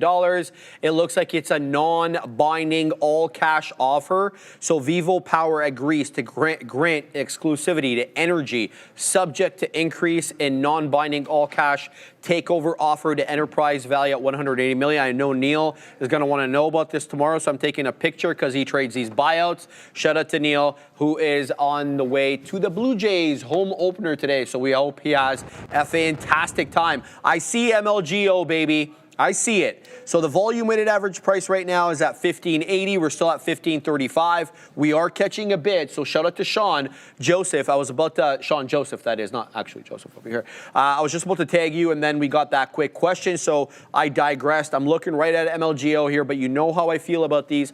They have to reclaim the volume weighted average price on a closing basis and not just a quick wick above. And besides, I mean, VWAP's at 15.75 and the high days at 20.75. So if your theory is that we can trend at least back into the high of the day, you have quite a bit of room between VWAP and the high of the day in order to make your decision, if that's how you're going to execute on it. So thank you for pointing that out. Always keeping an eye on these small cap gappers. And shout out to the chat who always keeps us honest. When we don't see them, they let us know about it, and we definitely appreciate that. The current trade that I'm really focused on at the moment is we're doing real well here on Tilray. We just got the high of the day there on Tilray, and we got some size on this one, so we'll wet the beak here a little bit more to de-risk. But the one that I'm really focusing on right now is this one, RGLS. I'm trying to build a position here at VWAP. It's a 4-candle holdup, but the 4-candle holdup at VWAP. That's the good news, that it's finding support there. What I don't like is the fact that we can't put any higher highs. So it does feel like this one doesn't really have a whole lot of buying behind it right now. Now, whether the algos step in or a bigger buyer steps in here when they notice it at VWAP, it's up 40%. We'll have to wait and see. I've accounted for this. I've already placed my stop, and I'm looking for this either to pop up or to stop me out. We got about 15 minutes left on the show, so I don't think we have to wait that long to find out. Is it true that DeepSeek category of generative AI use of GPU is optional? My understanding is you can run DeepSeek locally on a Raspberry Pi. So anybody who knows anything about AI, you'll know what Raspberry Pi is. My understanding is it can be run on that. And Raspberry Pi is like a computer like this big. It literally is made for mobile, whatever, robotics or anything like that. So that's my understanding. Now, I haven't done it, but I've seen a whole bunch of TikTok videos where people do run DeepSeek locally. Apparently, that's one of the benefits of it. But I don't think that it's on its own. Llama can do that. You can run Llama on a Raspberry Pi as well. Fact check me, people in the chat who are way more adept at this than I am. I am Carter says Linux. Okay, I'm not really sure what you mean by that. Joseph doesn't like pie. Get it, but a biscuit head. I love that guy. Joe hates that computer. Okay, sure. Just wait for someone to comment about that. But serious comments here, maybe.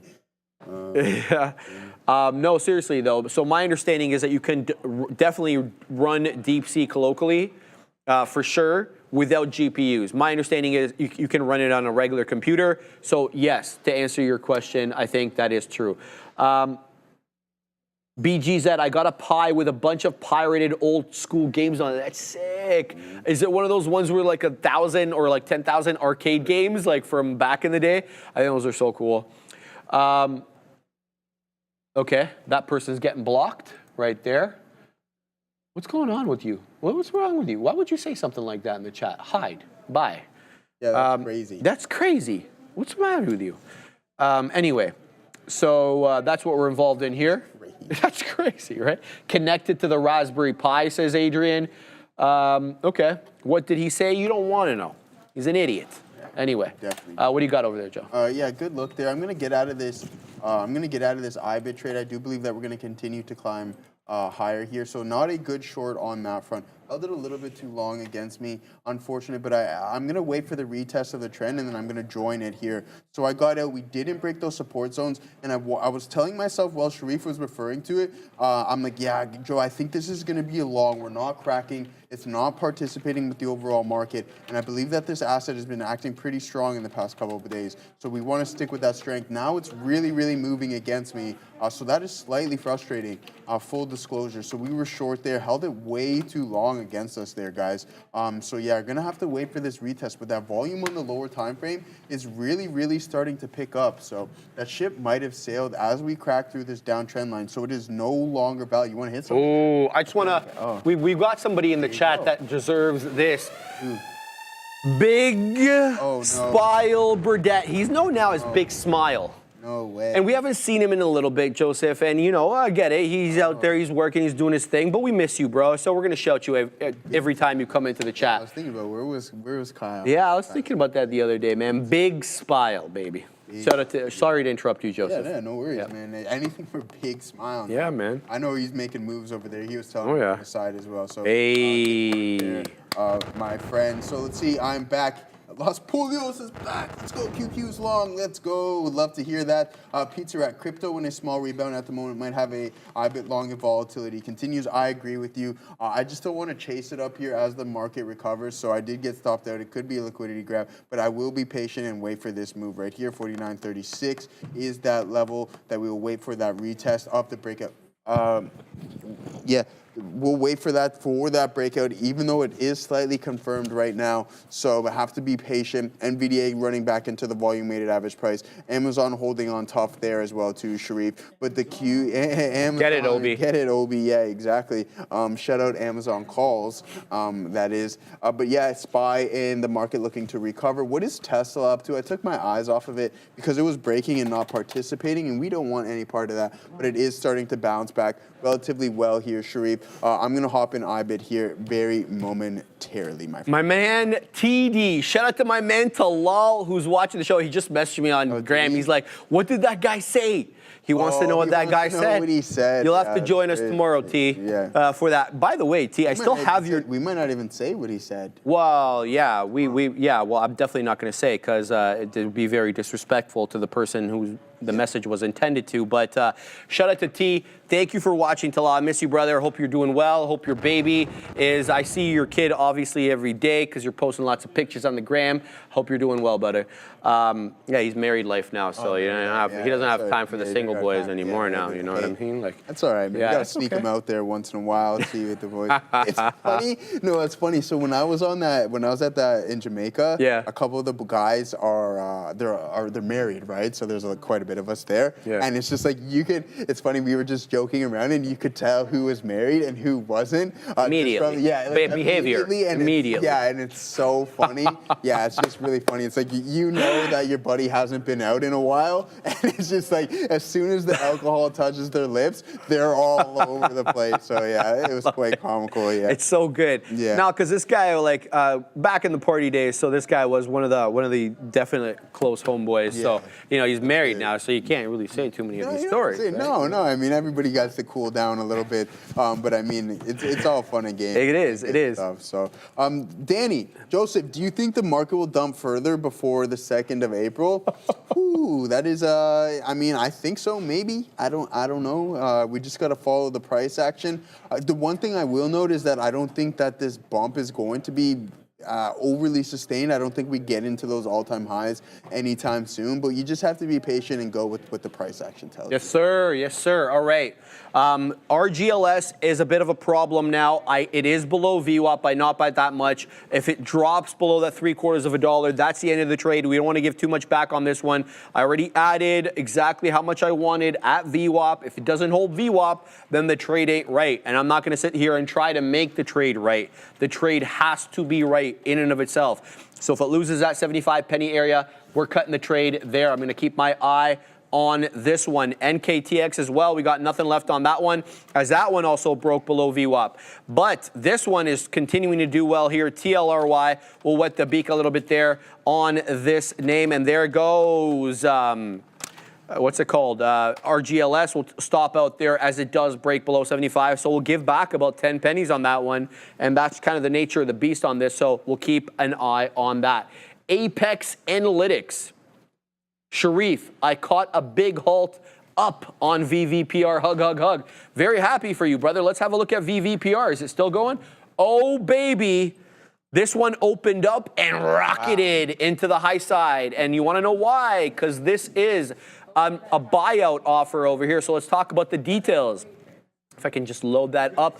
It is a all cash offer. So you have to do the math here by looking at how much the offer is, and then you divide that by the amount of shares, and then you can get a per share basis, and then you compare that to where it's currently trading. So it's currently halted at 579, having opened up at about 5.25. It dipped down into about 473 before it halted into 579. Excuse me. So I'm just looking over here to see when it did get halted. Let's load this up on a trading screen so we can get the exact time and sales time for the halt. I'm talking about VVPR. Let's load this one up over here, VVPR. And it got halted at 13:45.22. So this one will be likely a 10-minute halt because the current time is 13:53. So the earliest this one can open is 13:55.22. It is currently 13:53.39. So we have another about less than 2 minutes on VVPR if it is to be a 10-minute halt. Now let's take the opportunity to talk about these volatility halts. We talked about halt pending news and how to go and find it on the NASDAQ to find out why it is halted and what the current state is of the pending news. There's different ones, T1, T2, T3, so make sure you're apprised of that. But when it's halted for volatility, that means it moved up 10% in 5 minutes, and they will be halted in increments of 5 minutes until it's open. Now, how long is it going to open or stay halted for? That's the wild card. It might be 5, it might be 10, it might be 15. Nobody knows, and you have to kind of just go with that. Now, a little bit of practical advice. The longer it's halted, the more I don't want to say that there's a hard and fast rule, and I don't have the data to back this up, but my observations anecdotally have been that the longer it's halted to the up for a volatility halt, the more likely it's start coming down. What happens during a volatility halt is there's an auction taking place, right? Much like the opening auction and the closing auction. When you send these orders while a stock is halted, the exchange is pairing buy and sell orders. And then if there's an imbalance of sell orders, you'll have a theoretical auction price below the actual halt price. If you have an imbalance of buy orders, you'll have a theoretical auction price above the halt price. So that's kind of the look. We got 579 right now. As I mentioned, we're still waiting at 1:55. It should be very soon. Let's see what time it is now. There it is, right on time, open. Can we show the screen, please?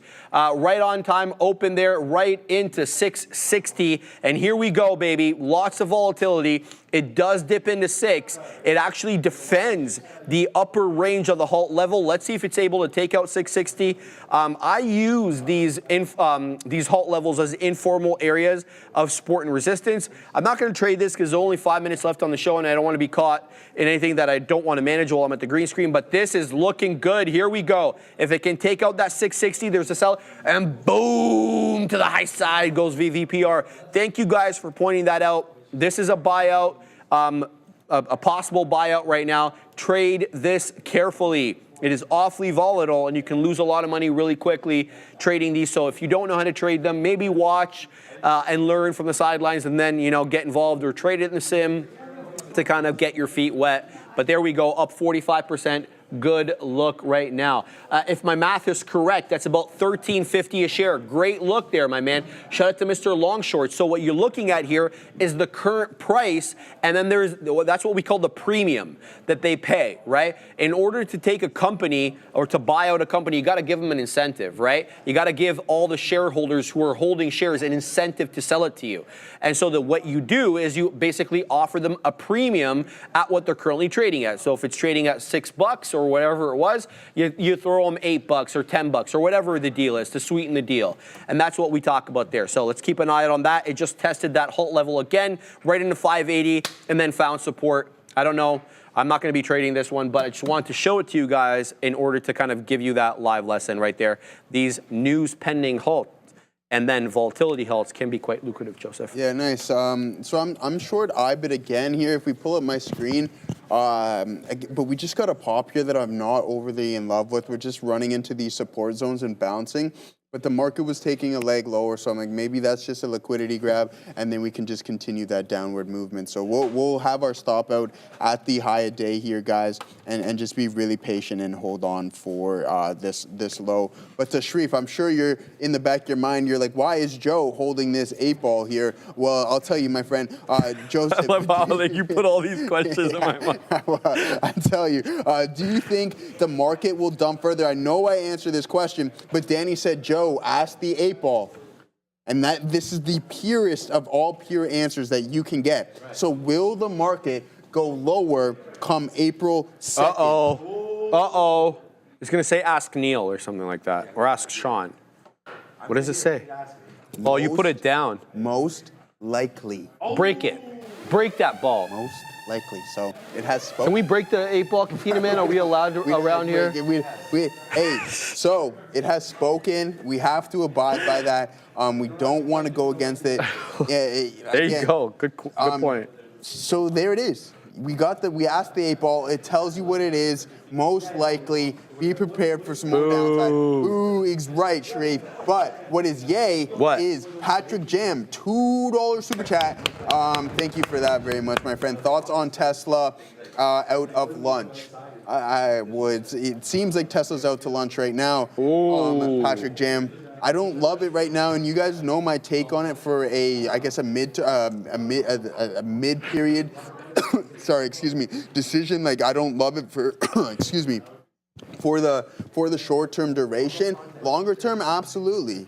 I think that it's going to be a play with the robotics, the energy storage, etc., autonomy once these vehicles get on the road. I like Tesla, but as of right now, I don't like Tesla. Elon's focus is divided, and you can see that reciprocated in the stock price as well. The investors aren't overly happy, but once he starts to hone back in on Tesla, I think that this stock is going to go to those levels that people are thinking about. We cracked through all-time highs. We have Optimus coming out in later on as well. As soon as that robo fleet gets out and people can start sitting in their cars and not having to worry about it, I like that. There's a lot in the pipeline for Tesla just right now.